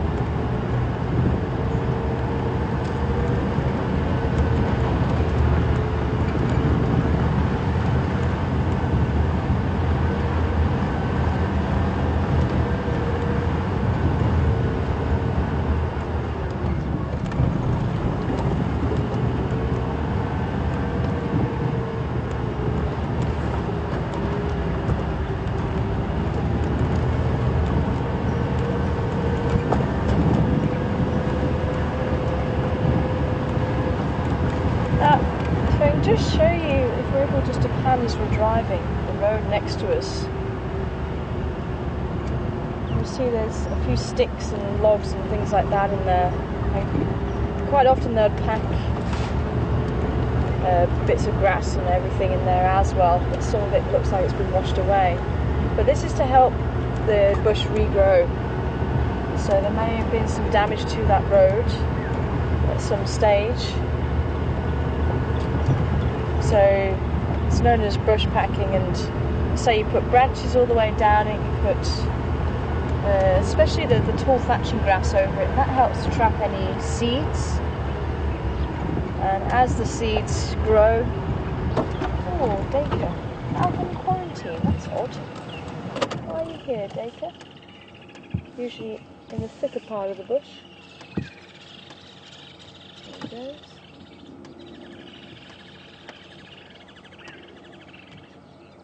So yeah, so as the seedlings grow, they turn into saplings, and they can get protected by the branches that are put over the top of the grass from any animals that might try and eat them. And it just encourages the bush to grow quicker than if it's just left to its own devices. Helps to heal it.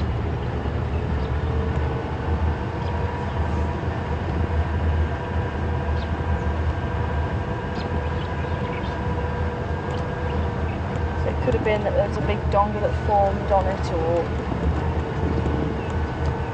it's usually something like that, that there's been a lot of rain damage to it.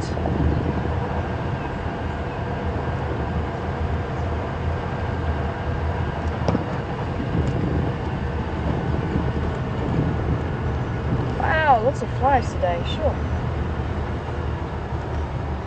Okay, so turning off towards Gowrie Dam now. Quarantine's on our left, on our western side. We're heading east now. And that whole band of cloud has just lifted. So we have a few cumulus clouds, these are the nice fluffy ones. So they could turn into rain clouds in the next day or two.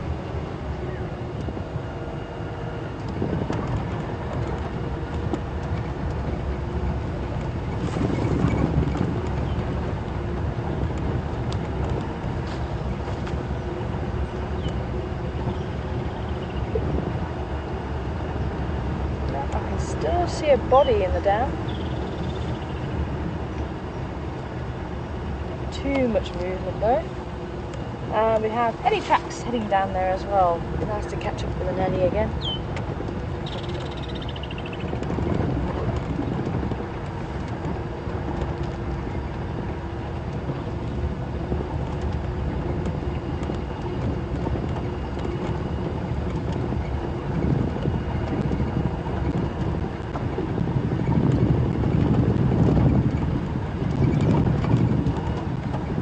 Considering all the commotion, those buffalo look pretty well settled in. There's one hippo. I'm just going to go around and get a different angle to the camera. I'm seeing where the other hippo went.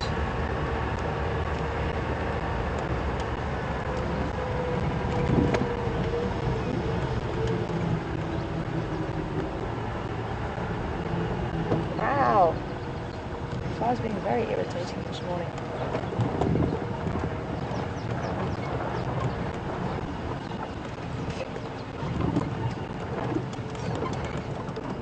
Have a bit of time watching how to smoke.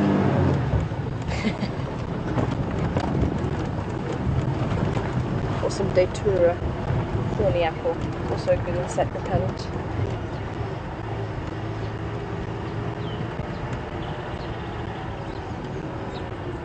Where is the other hippo?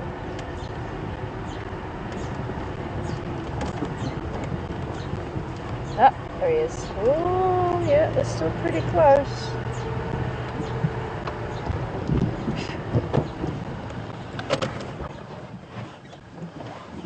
Now, boys, what's going on? Apparently, this is a decent sized dam, and both want to claim it.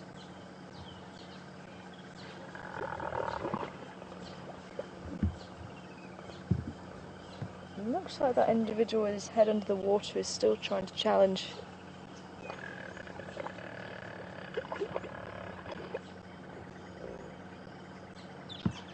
Challenge the hippo with his body out. You can hear him blowing bubbles and almost sounding like it's a creaking door. That.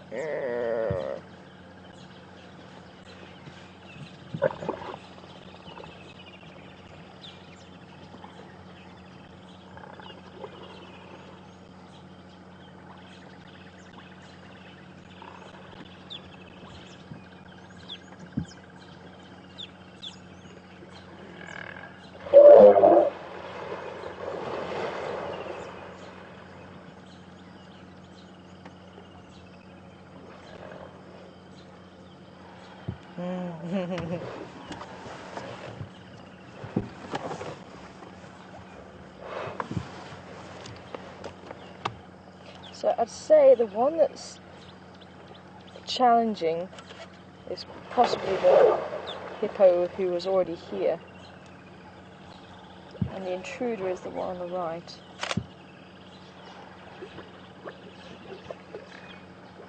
But he is really not happy.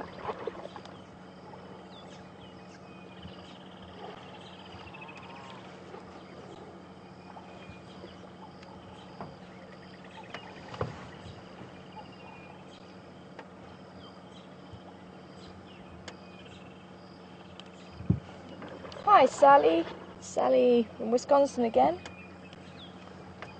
And so I'd like to know how deep the water is as the hippo's standing. And it is. The water level, it has dropped since I last saw it, but again, it could be that it's deeper in other places where it wasn't as deep before. But yeah, this hippo is going to be standing.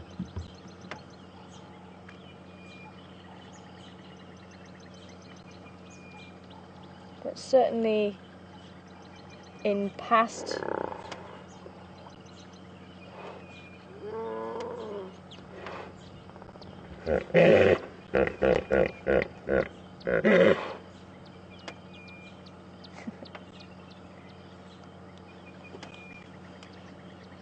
asserting his claim as well by the looks of it. But certainly in past summers, the water level has been much higher.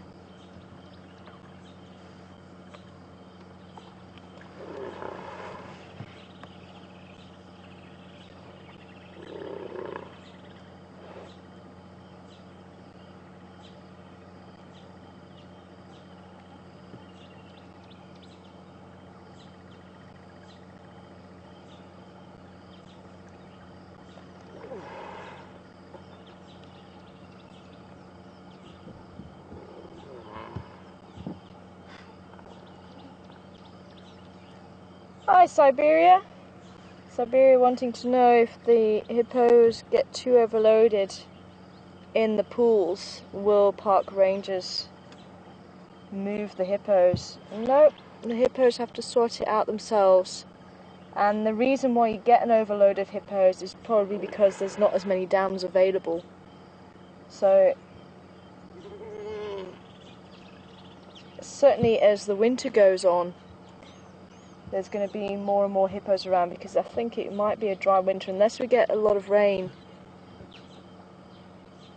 over the next few weeks and we get the heavy downpours.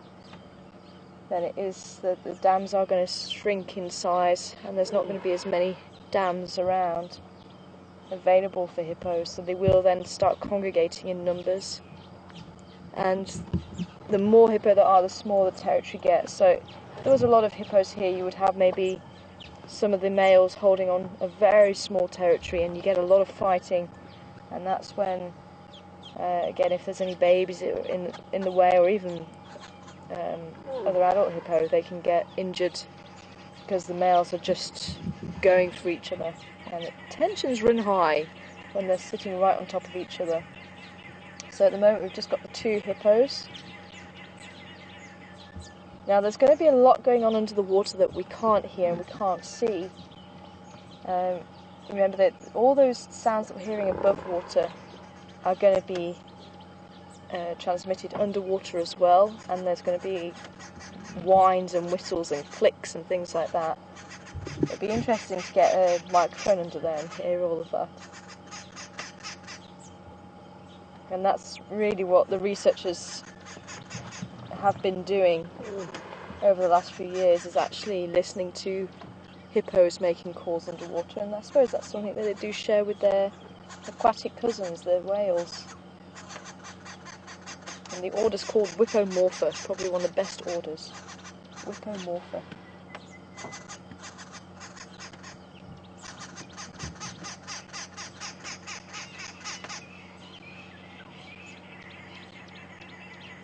There's a lot being said into the water now.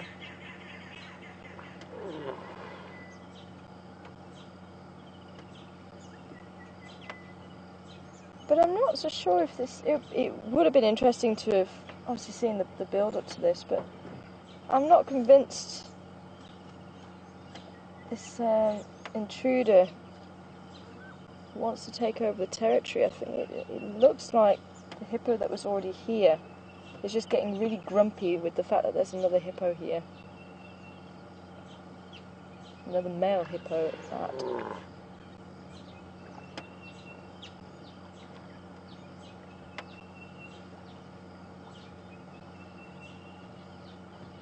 Because it doesn't look like the intruder's actually doing the challenging. That's if we've got it the right way round, but as I say, it's...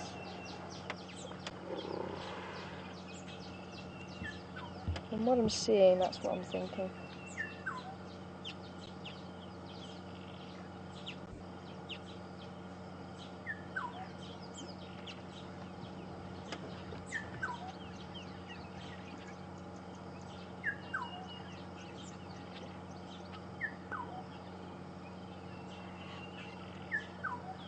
I remember the whiskers under the chin are also going to be involved in detecting the sounds of the water as well.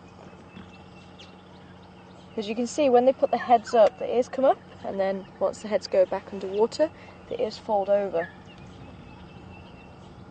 So it stops any water getting into the ears. And if you look carefully as well, the nostrils also close. You can see all those spikes on the chin and all around the nose, all the bristles of hair. Excuse me. And that's basically what happens in your ear. You've got hair in your ear, and as the vibrations in the air push the hairs backwards and forwards, that creates the signal, and that's how we hear, very, very basically. But it'll be the same with the hairs on the chin. So as the water vibrates against the hairs on the chin, it'll create a signal.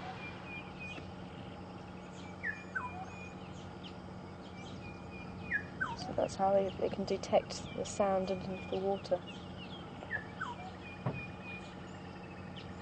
They'll still be able to hear with the ears as well, but the chin will also help.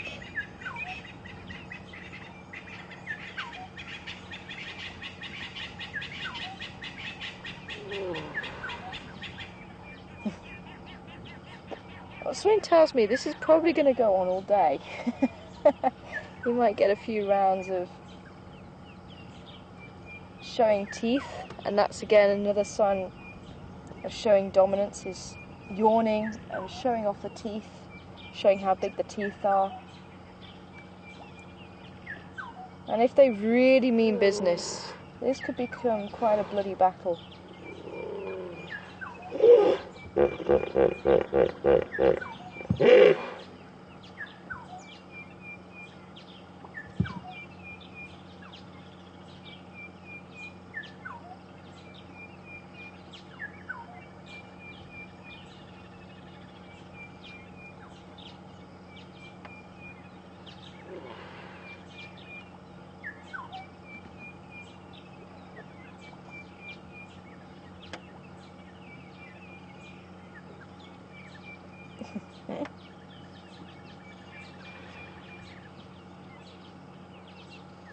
The buffalo are probably just happy that it's not focused on them.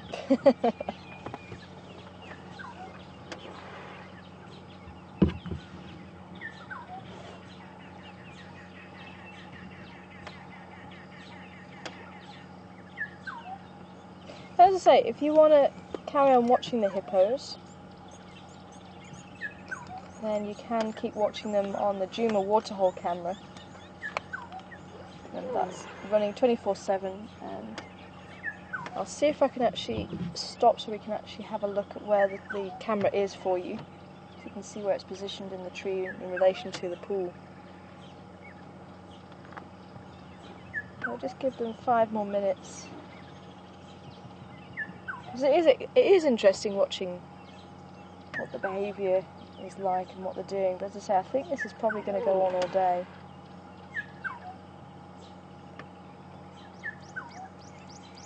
It just, from what I can see, I think it is just the intruder just stopping over. There's no females really to fight over, it is just the dam at this stage. So it's not as aggressive as what it can get. It's more just moaning at each other, I think. Well, certainly, from what I can see, I think it's the owner of the dam at this stage. I'm just moaning the fact that there's an intruder that's come in. He's just being very upset and grumpy about it.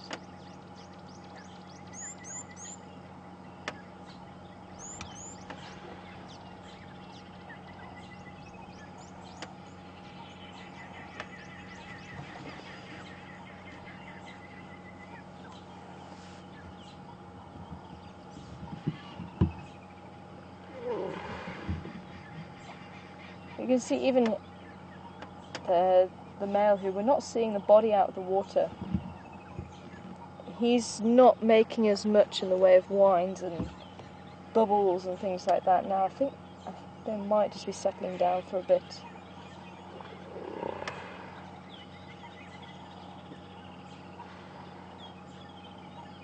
There we are, getting slightly closer again. We'll just give them another 5 minutes. There we go, they're starting to round up again.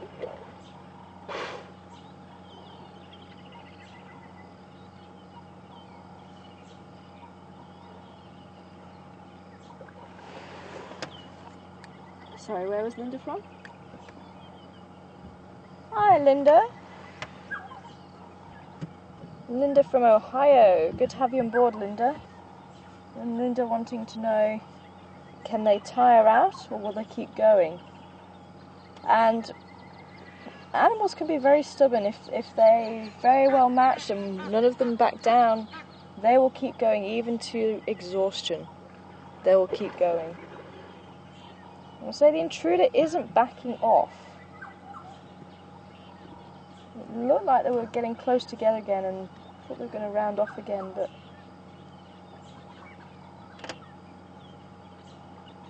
they're just slowly winding each other up each time.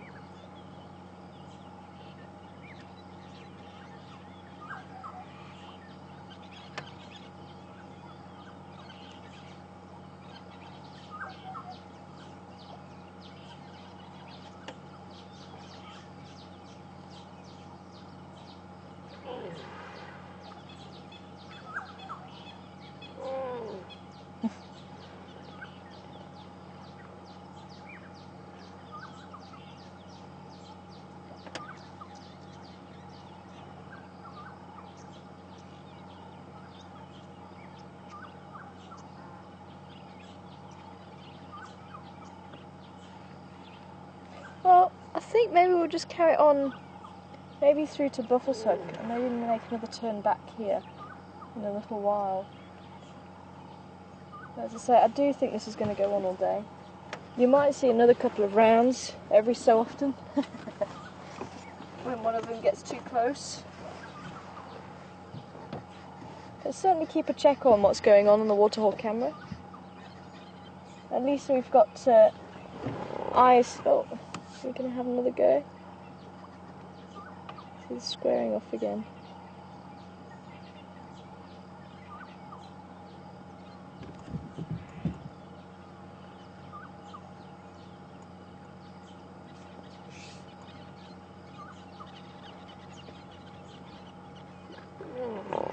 You see, he's getting a little bit closer.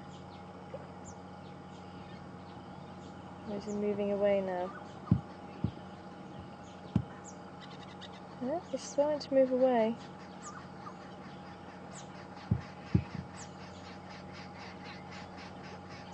Maybe a truce has been called.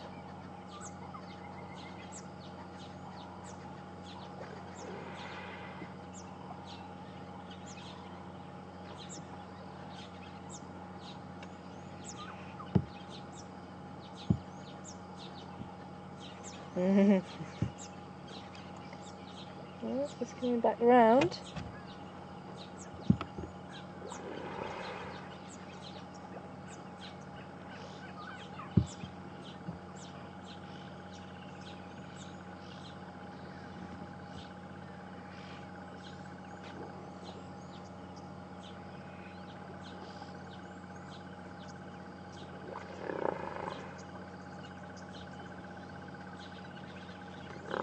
Hi, Marsha from Kentucky. Marsha wanting to know if it was a female rather than a male, what would the resident hippo do? Probably won't be as aggressive as what he is being to this individual, that's for sure. There's a terrapin just in the water zone. You can just about see his head poking up. Can you see it? Just to the right. It's almost like he's just watching what's going on. He's watching the action. There he is. I won't get involved, buddy. Don't even try and sit on the hippo's back at this stage. But yeah, a female hippo is likely to be more welcomed.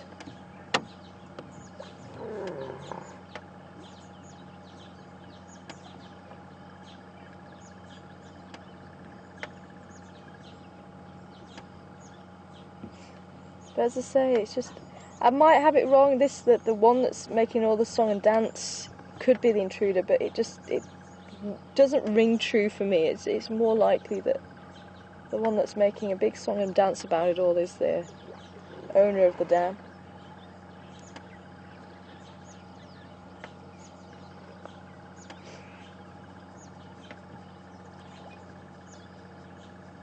As I say, we're not really seeing any aggression from the the hippo on the left now. He's just coming around the back of the other hippo. But he's certainly not backing off either. He's not. It looks like he's getting a bit closer to him again.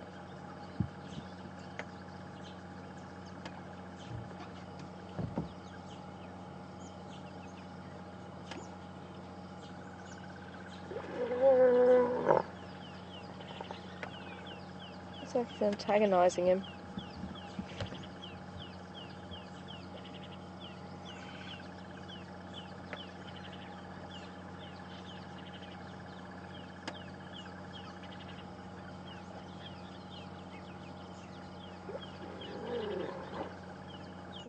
He's getting more agitated again. He's starting to blow bubbles again a lot more and making those creaking door sounds.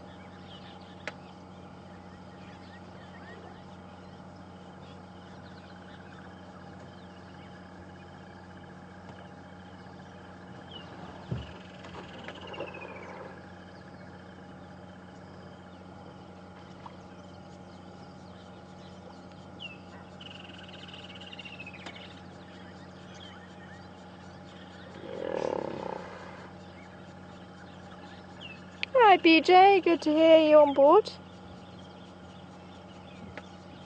BJ would like to know about the ticks. Do hippos spend so much time in the water? Do they still pick up ticks when they're on land? And do they not drown when they go back in the water? And they do pick up the ticks when they go in search of food. They're grazers, so they'll be walking through the bush and the ticks will latch on as they walk past, as they do with other animals.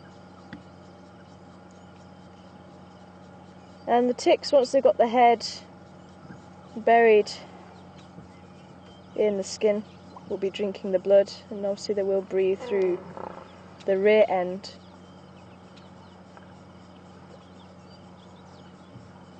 But as far as them drowning goes, I don't know, because you do tend to, one of the old wives' tales is to actually put butter over the top of the tick to try and suffocate it, but I've never known it to work. But as I say, the terrapins will actually help to take the ticks off, so once the hippos settle, the terrapins will take ticks and other parasites off their body. So even if the ticks do drown, there'll still be some food for the terrapins around where the hippos are lying, I suppose. And any that are on the body where it's not submerged, the oxpeckers might get. Because you do see the oxpeckers occasionally on the backs, but certainly more so when they're half out the water sunbathing.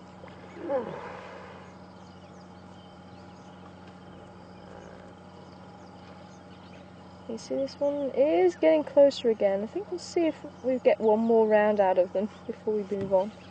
We'll see, we'll give them another 5 minutes or so.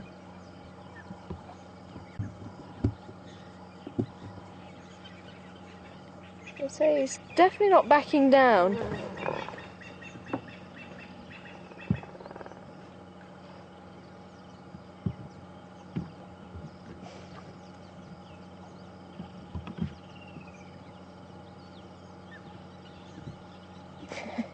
It is almost like this terrapin is just watching what these two are doing. You'll often find the terrapins climbing onto the hippos' backs, using them as a log to sunbathe on. As I say, I wouldn't get involved right now, buddy.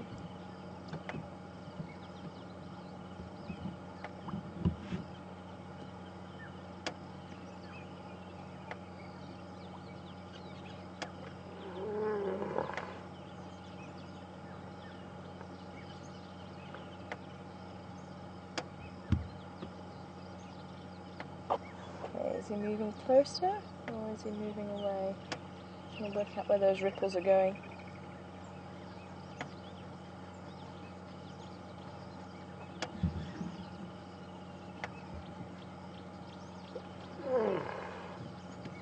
Yeah, looks like he is still facing him.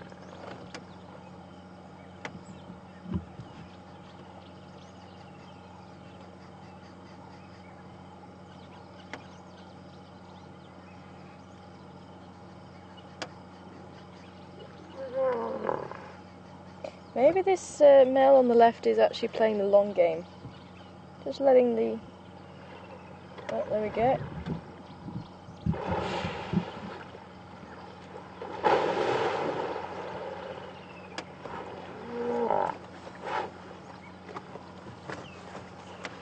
You see, arching his neck, so he's actually had quite a dominant posture there, the hippo on the left.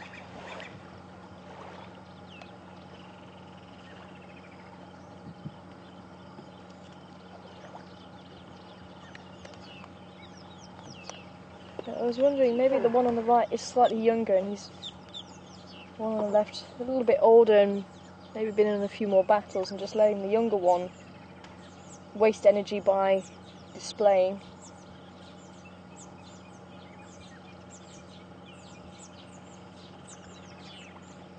Could well be. But again, it was the one on the right that was actually charging forward, the one on the left just defended.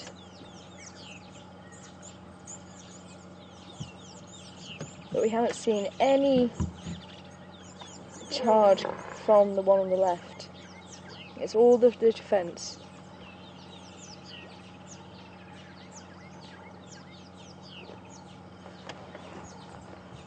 Can you repeat who that's from?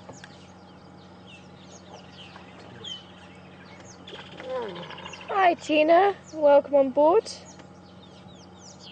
Tina wanting to know where the hippo cows are at this stage. They're probably in other dams at this moment in time. Not much realisation. Oh, there's something else there. Let's say we're going to head through to Buffelshoek Dam. Let's see if there's any movement around there. And it could be that's where they are. There's a lot of other big dams around, so they could be in those big dams. I say, with the lack of females, I am just amazed that this one's so grumpy. But, as I say, where there is quite a number of dams, females do tend to have one dam to themselves.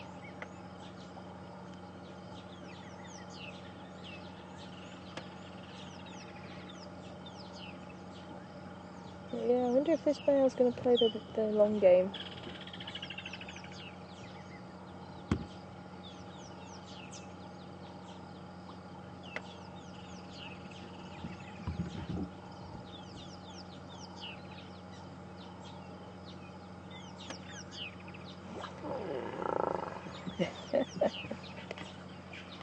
Okay, well let's leave them to it. As I say, I think they are going to be at it all day. No doubt as soon as we drive off they'll have another go. But you can carry on watching their escapades on the Juma waterhole camera. It's going down once more.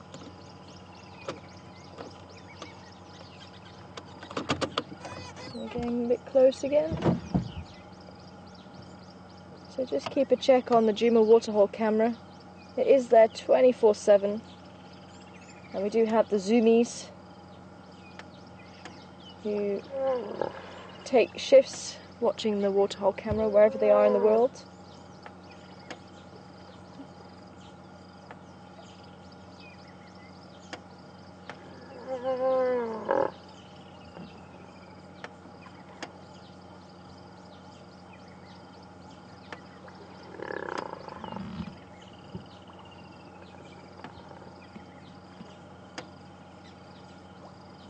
As I say, it doesn't look like he's antagonising it, but it could just be that he is underwater and he's calling. We're just not hearing it.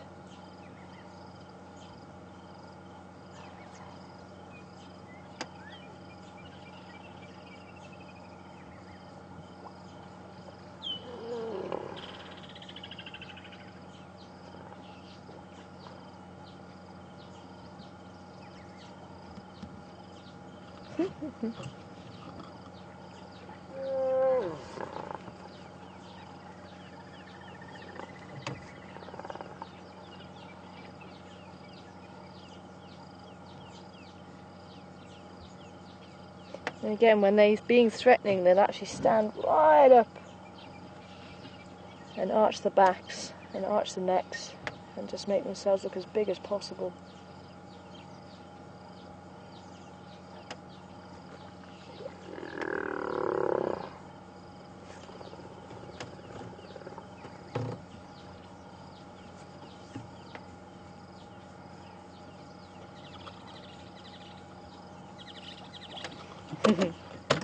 Okay. Well, keep watching, folks. I don't know if we're able just to pan around just to show you where the camera is. Okay. Let's see if we can get into a better angle then.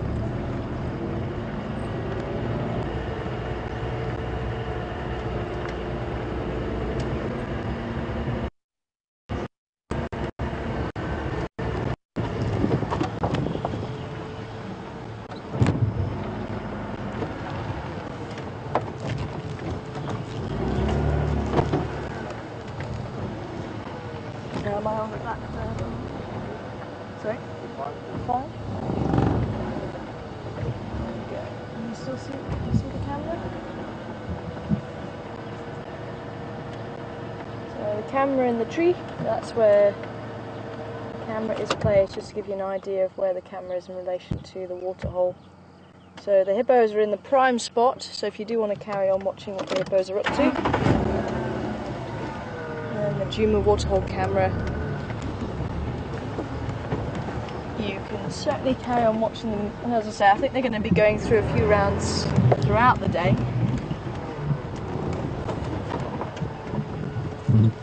Emily and Virginia, welcome on board this morning. I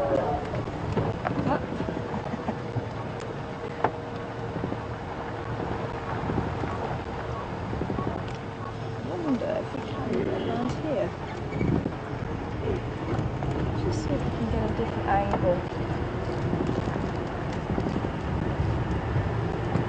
Go through the overflow. There we go.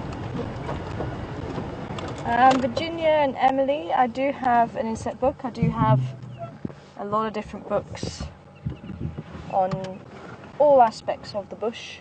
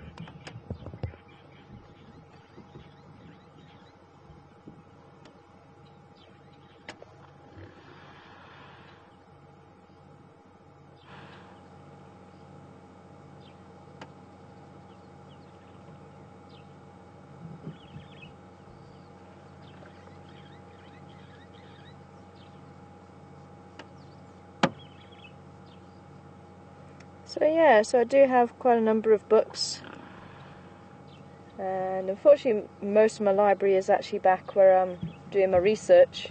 Just brought a couple of books with me. My tracking book and my bird book go everywhere with me. But there are a number of very nice insect books available. But if you're actually wanting to get yourself some, then if you go onto any of the websites and just put South African field guides in, quite often they'll bring up field guides to grasses, insects, birds, all of that sort of thing, so you can see what's actually on offer. So as soon as the back's turned, I'm sure they'll have another round.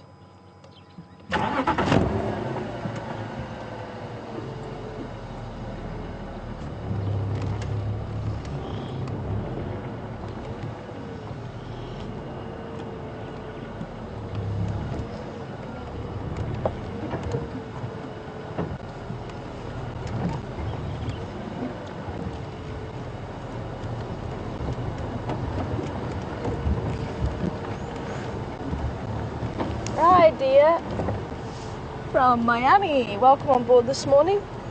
So, deer just asking about how the hippos organise themselves, because on other documentaries I've seen a lot of hippos all together. And as I was saying, as hippos start joining bodies of water, the males, because they have to be in water to protect their skin, the males just have to get on, and there'll be a lot of pushing and shoving and fighting to sort themselves out, but they'll then settle down, and the more hippos there are, the smaller the patch of water they will hold actually is. And I say they just have to sort themselves out. So they have quite a luxury in the fact that there's not too many male hippos, and there's quite a lot of water around by the looks of it in this area. So they do have that luxury of having one hippo in the dam at each time. But as I say, I think this obviously the intruder came in, and the resident hippo decided, I don't want you joining me here, thank you. But yeah, places like Luanga Valley, there is a ridiculous amount of hippos there, and as I say, the males, the tensions do run high, and they do have to have a very, very small patch of water to hold as their territory. And it does get to the stage where there's just too many hippos and not enough water, and unfortunately the ones that aren't dominant enough to have a patch of water end up getting kicked out completely, and unfortunately don't do very well on the land in the hot sun, and they do perish. Because that is why hippos do retreat to water, to protect their skin. Is sensitive to the sun. They do have a substance that they secrete from glands in their skin that makes them look like they're bleeding pink, and it does actually oxidize. As soon as it touches the air, it oxidizes and turns this pinky red colour. And it does have an antibacterial, antifungal property about it to help try and keep the skin in good condition and stop the fungus growing on it and bacteria.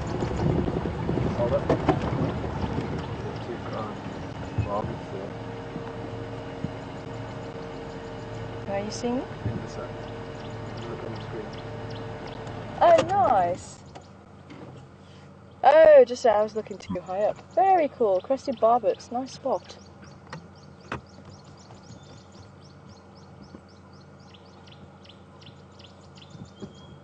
So it looks like it's been attacked by a paintbrush. Splash of yellows and reds all over the body and the eyes, and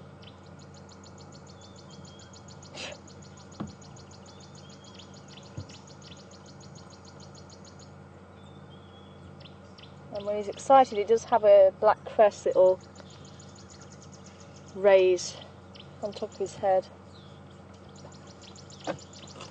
Very, very cool.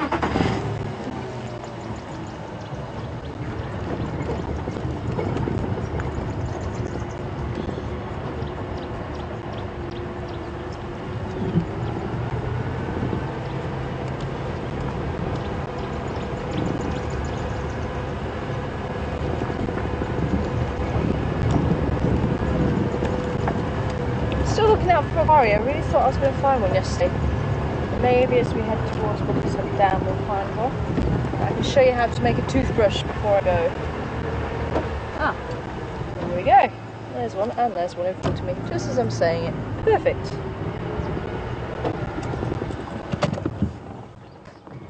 So I say, if you know where to look, the bush can provide you with medicines, cosmetics if you really want them, all those sorts of things, food.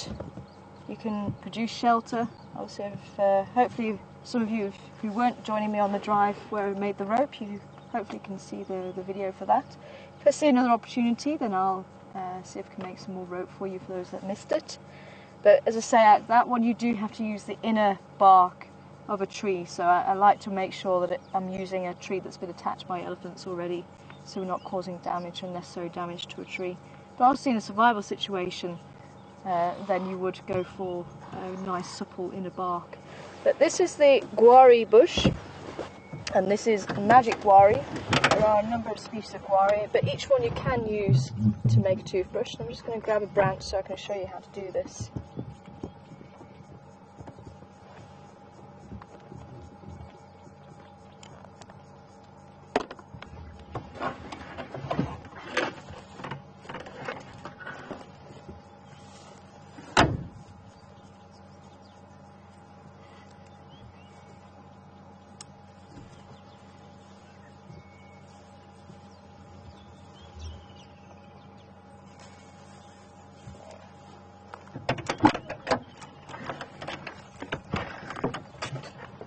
So, you take your branch. Like I say, it's quite a nice thick bush, so you don't need to worry too much about having a little branch go missing. So the first thing you need to do is just take off the bark. And obviously, when you're in a survival situation, you can spend some time and make yourself a nice toothbrush, or you can make one daily, it's up to you. And then just cut off the top so it's nice and flat.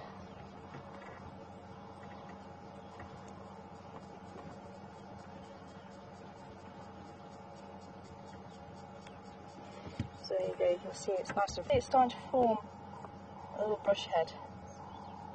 I'll say all the guaris do this. We've got the common guari as well. And the blue guari makes a good one. There you go, you can start to see there's a bit of a brush there. And then you can actually make it a little bit more supple. Right, alright.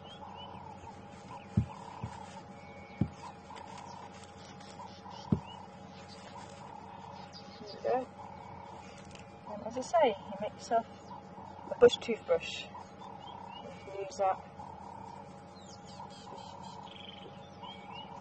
It does have some antibacterial properties about it as well.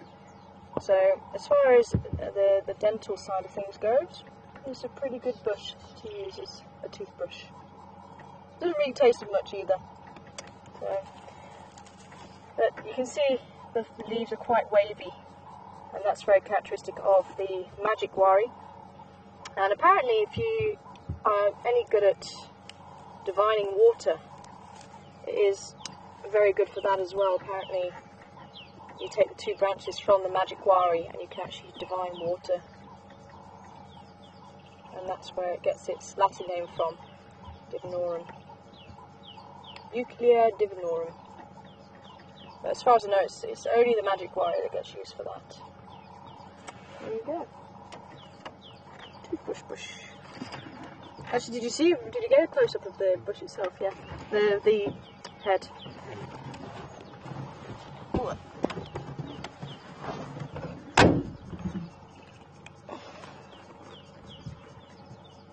I'm going to say, if you want to get some toothpaste as well, you can use the leadwood. If you find some old leadwood, you set fire to it, it makes good coals. It's obviously going to be taking quite a long time to produce those coals, so you need to make a fire and then put the leadwood log on it and allow the log to catch fire, and it'll take quite a while. But once it gets going, it produces coals that will stay hot for very long, and that's when cooking coals. So you like to have hardwood for that, and the softwood actually helps to get the fire going in the first place. So that creates the heat to allow you to burn your thicker piece of wood and the heavier piece of wood for cooking the coals.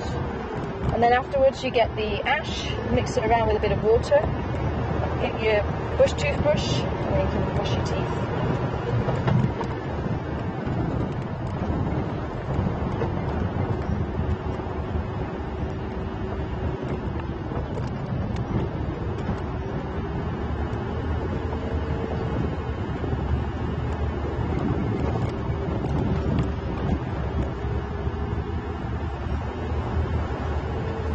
And Virginia and Emily would like to know a little bit more about the blue guari.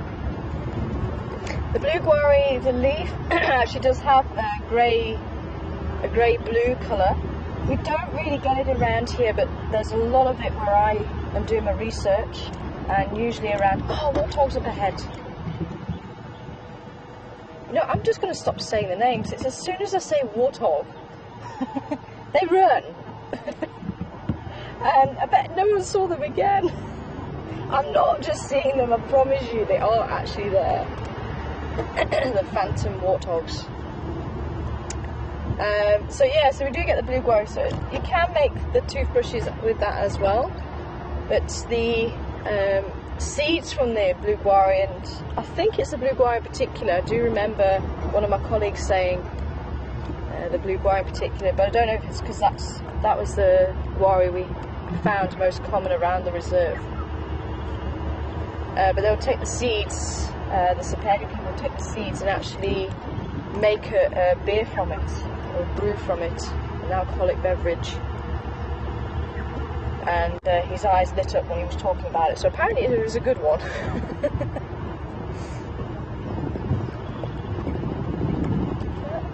Warthogs have gone. Can you believe it?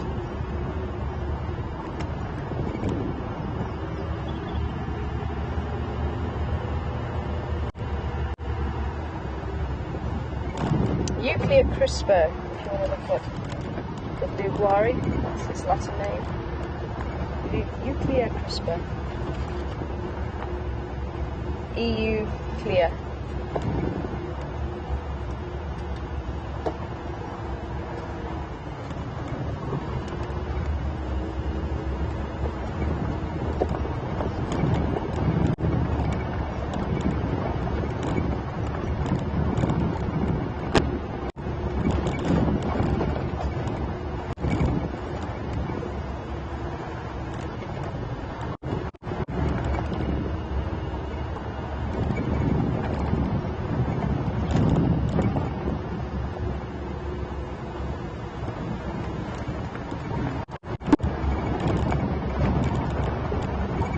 So we're heading along Central. We're going to head up towards Scuffleshook Dam.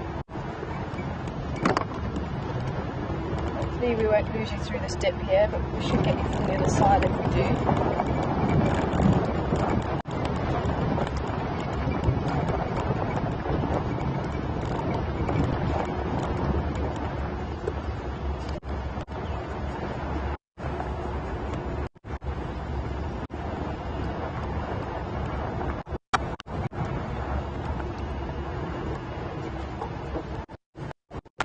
The last place we saw Whitecloth and her son. Whitecloth being one of the leopards. We didn't tend to see her around here very often in this patch, but I say we do pass through each other's territories every so often. As long as they're submissive and they're not trying to take over the territory, they're generally okay to pass through. Buckle her son, the ghost.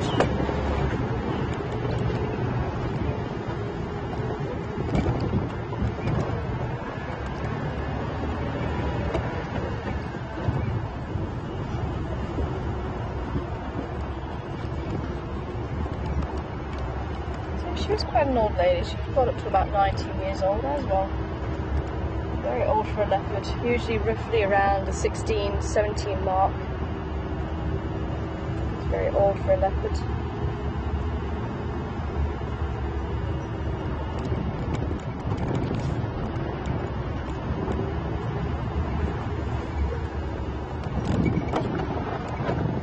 Hyena tracks up and down here as well. They've been very busy.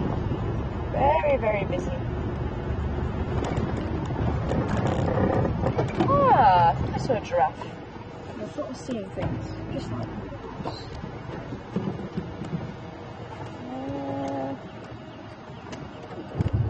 make it easy for me, are you doing? There, straight through there, can you see them? See that gap? Actually, there's a lot of bush around, so it's just a little bit too high to see them through that gap. And move forward, hopefully get that gap a little bit further forward for you. There. there's a couple of giraffe there. And it looks like there's a male and female. It looks like there's a female on the right, and looks like there's a male on the left. Actually, yes, he is. You can see he's actually got his head down and testing to see if she's in estrus. You see he's doing what's called the Flehrman grimace, pulling his lips back, and what was dribbling out of his mouth, believe it or not, would have been her urine. So giraffes don't just test when the females urinated on the ground. They go one step further and they actually take the urine in the mouth, swill it around, which is what he's doing now, and try and get a good idea of whether she's in estrus or not. The receptor cells are just above the gums in the mouth, and that's why they curl the lips back, to expose those receptor cells so they can get as much chemical information as possible. And unfortunately for male giraffe, females aren't really that interested in mating. And even when, because if she's in estrus, he'll follow her and he'll kick her legs slightly, and that's to ask her to go into a position called lordosis. And lordosis just means that she squats ever so slightly, and that just helps him to mount her a little bit easier, because it's awkward. I mean, giraffes have got long legs to deal with and obviously long necks, so it is awkward. So she has to just drop slightly to allow him to mount her. But even then, when he's actually on top of her, she might decide, oh, there's a nice bush that looks very delicious over there, and just walks off, leaving the male to kind of try and find his feet after she just leaves. You've got to feel sorry for them. But what made me realise he was a male is the size of those ossicones, and it was actually quite nice to see the comparison. The females' horns are ossicones, as they're called, and they're nice and long and thin, and the male's quite short and fat. And on the female, the fur on top is still present, and on the male they tend to wear down because of the fighting that happens between the males. They use their heads as like a battering ram to each other, and the fur on top of those ossicones actually rubs down over time. And you can see he's actually got quite a lot of growth around his head, and that's also calcifications.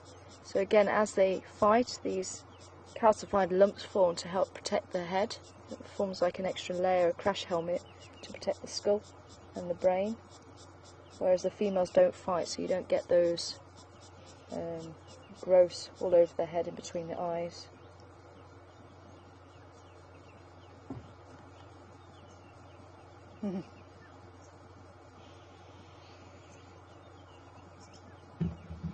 He's a beautiful boy.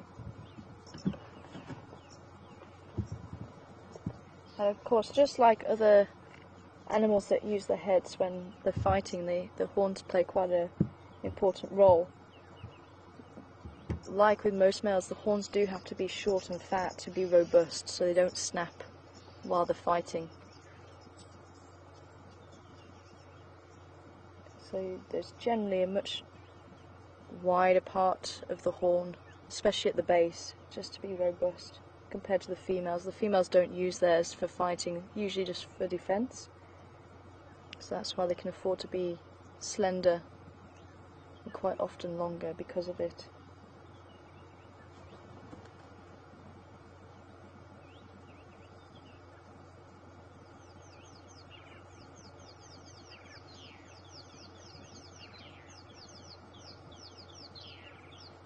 I don't think she is an estrus. He hasn't tried to follow her very closely now.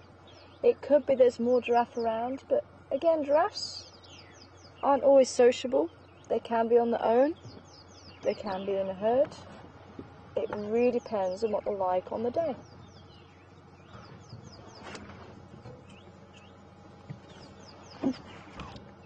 Okay, well, let's carry on then.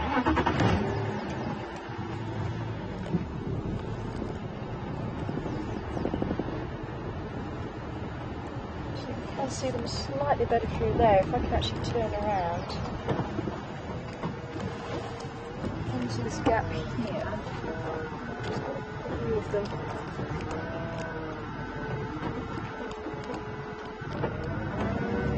Not any better? Not really. We're still having this bush to contend with.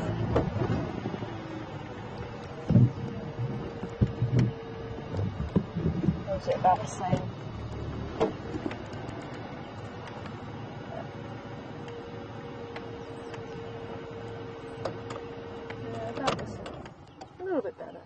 You can see those ossicones I was saying, or talking about. Very little fur on those, the top of the horns there. And again, they are ruminants. The largest ruminant in South Africa, and on the planet actually.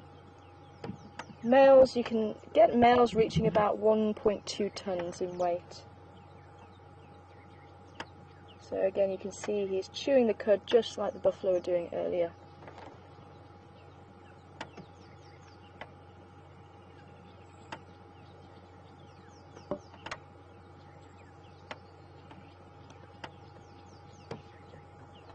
Yeah, I don't think he thinks the female's in estrus, so let's see if we can get to the dam before the end of the day. Let's just check out what's going on that side.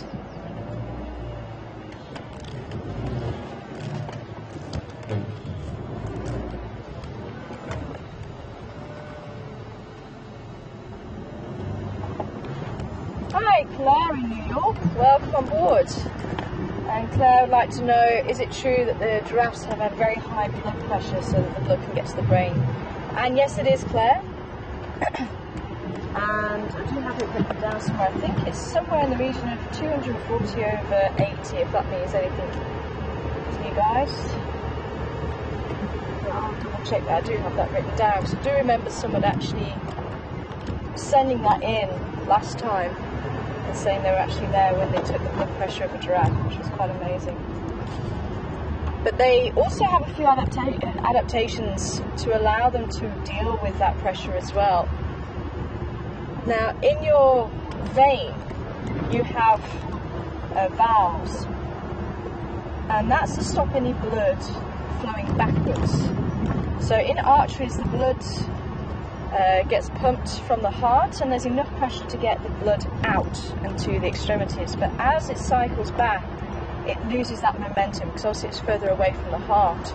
So these valves actually stop the blood from going backwards. Now, in the giraffe, they have valves in the arteries, which is not normal. We don't normally have valves in the arteries, so it's in the neck, so that when the giraffe puts its head down, the blood doesn't rush straight to its head and kill the giraffe, because it's under so much pressure. So these valves in the artery actually help to slow the blood down. So when the giraffe puts its head down to drink, for example, or picks a bone up from the ground, because they do eat bone to get calcium and phosphorus. And it's the funniest thing, you can see the giraffe pulling very funny faces, because they'll pick a small bit of bone up. They don't tend to go for big pieces. They'll pick a small bit of bone up, and they'll use the molars at the back of the mouth to chew it. So they have a very, very funny look to them when they're doing it. So if you do have a giraffe pulling a face at you, just check to see if it doesn't have a bone in its mouth.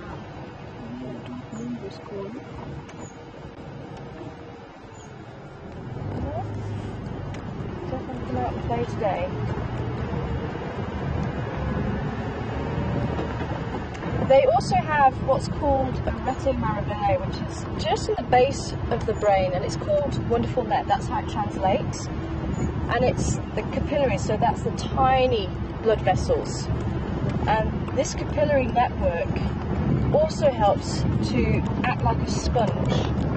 So the blood actually reaches the brain, but then the sponge absorbs a lot of the blood before it gets into the brain. And again, that helps to reduce the pressure on the brain when the giraffe actually puts its head down.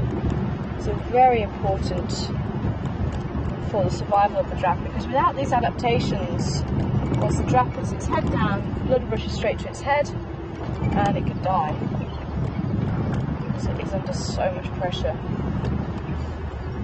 The blood itself is, the heart itself is very large. It's about 12 kgs if I remember rightly, 12 kilos. So extremely large heart. And it needs to be to pump all the way up a 2 meter high neck to get to the head when it's standing up. And if you ever watch a giraffe putting its head down, you'll see it can't put its head down for too long. It always have to bring its head up and just let the blood settle again, and then they can put the head down, just again to reduce the amount of pressure on the brain. They also can't lie down. When a giraffe sleeps, it'll sleep for very short periods at a time, maybe 6 to 12 minutes at a time, 5 to 6 times a night. And they'll either sit down with the head up, If it's a really deep sleep, they'll actually turn the head around and put it on the back, but it can't go and rest its head on the ground.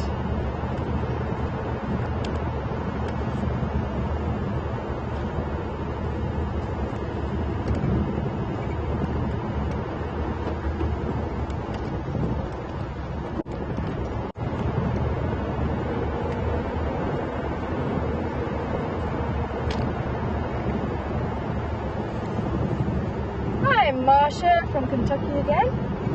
Welcome once again.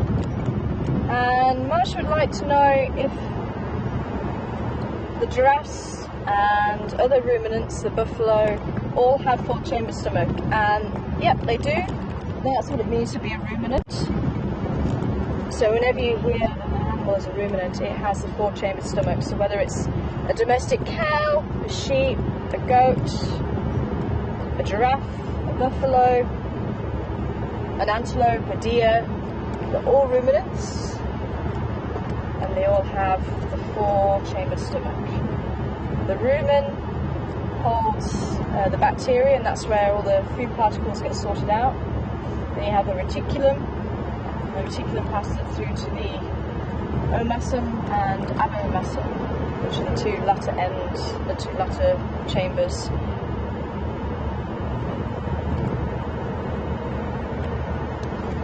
So the ruminants have a 4-chamber stomach. They digest in the stomach, whereas the hindgut fermenters, like the elephants and the rhinos, they don't. They'll still have an acidic stomach and particles will pass through it. But when it comes to breaking down the cellulose in the grass, they'll actually have their bacteria between the large intestine and the small intestine, and it's in that little organ that we've pretty much stopped using, the appendix, and in animals it's called a cecum. And the appendix or cecum is where the hindgut fermenters break down that vegetation. Same with the warthogs as well. So they actually do lose a lot of goodness, because the chamber where they get the cellulose broken down is between the large intestine and the small intestine, and the intestines are used to absorb all the nutrition and everything. So they've already lost one section of that because the food has passed through to the cecum, so they've only got the large intestine to absorb the rest of the goodness that comes out. And that's why they do lose a lot of the goodness, whereas the ruminants, it all gets broken down by chewing or re-chewing. It gets broken down in the stomach, and then it passes through all the digestive system. It passes through both intestines, so as much goodness as they can get out of their food, they do. The benefit for having the hindgut fermenters, because I'm sure you're saying, well, why doesn't every animal have that? The benefit is that the hindgut fermenters can eat very poor quality food. They just need to eat in bulk. So that's why the hindgut fermenters tend to be much larger. And the antelope is smaller, but they need good quality food. And that's why those animals can survive side by side. And when I say they go for different plants and things, they go for different parts of the plants and different species, depending on what type of digestive system you've got. And that's why you can tell from the dung also what they eat, what digestive system they have, all those wonderful things, how many toes they have, how many hooves they have. You can tell so much from dung.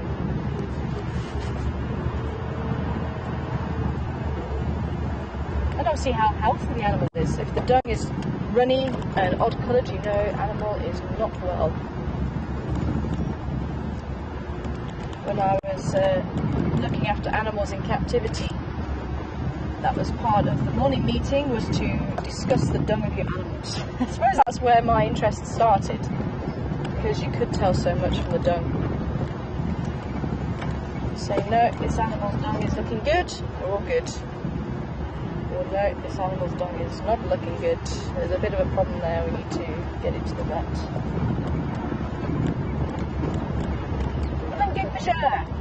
Right, shocking blue. There he goes.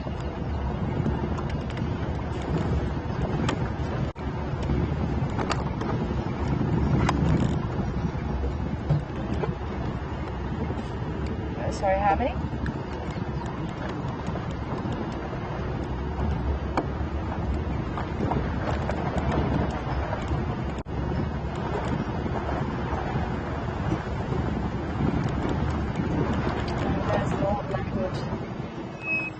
Man of the bush. Very elegant trees. Can stand for 1,000 years, and when they die they can stand for 1,000 more. So what this tree might have seen, who only knows.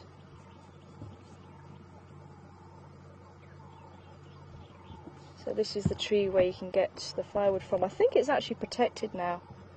So you'd have to find bits of the tree on the ground. Can't go cutting down the leadwoods. I think they are protected.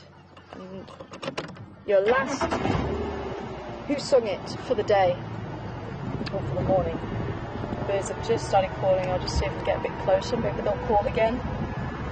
Questions at WildEarth.tv, #Safari Live. See if you guys can get it before we say goodbye.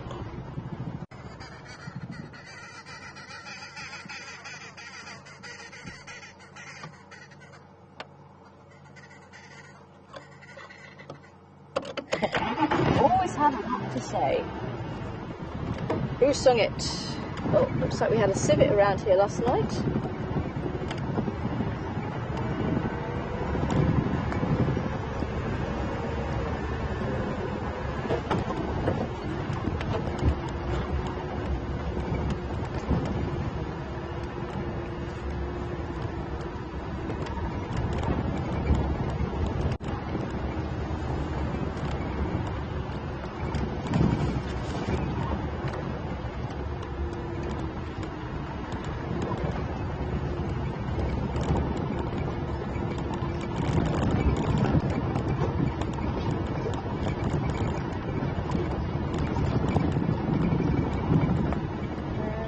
We have a hippo in the dam as well. We have 2 hippos. 2 hippos? Or am I seeing things? Nope, here's 2 hippos. 3 hippos! There we go. Looks like we've got a small family here. See, getting on much better than the boys are.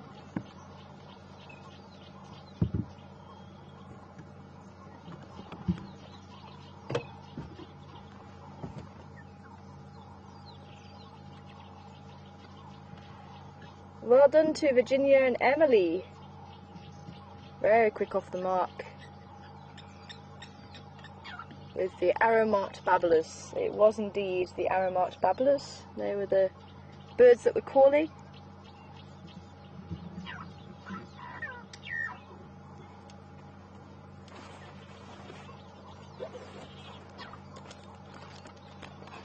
And I'll quickly show you.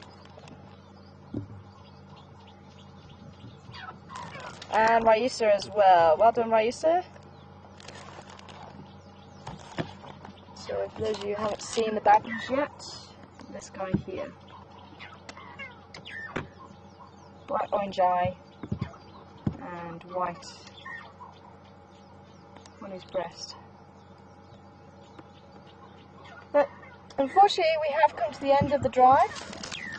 It's been wonderful hearing from you all this morning, and do try and join us if you can, wherever you are in the world, for this afternoon's game drive. From myself and the rest of the crew here at WildEarth, take care and goodbye for now.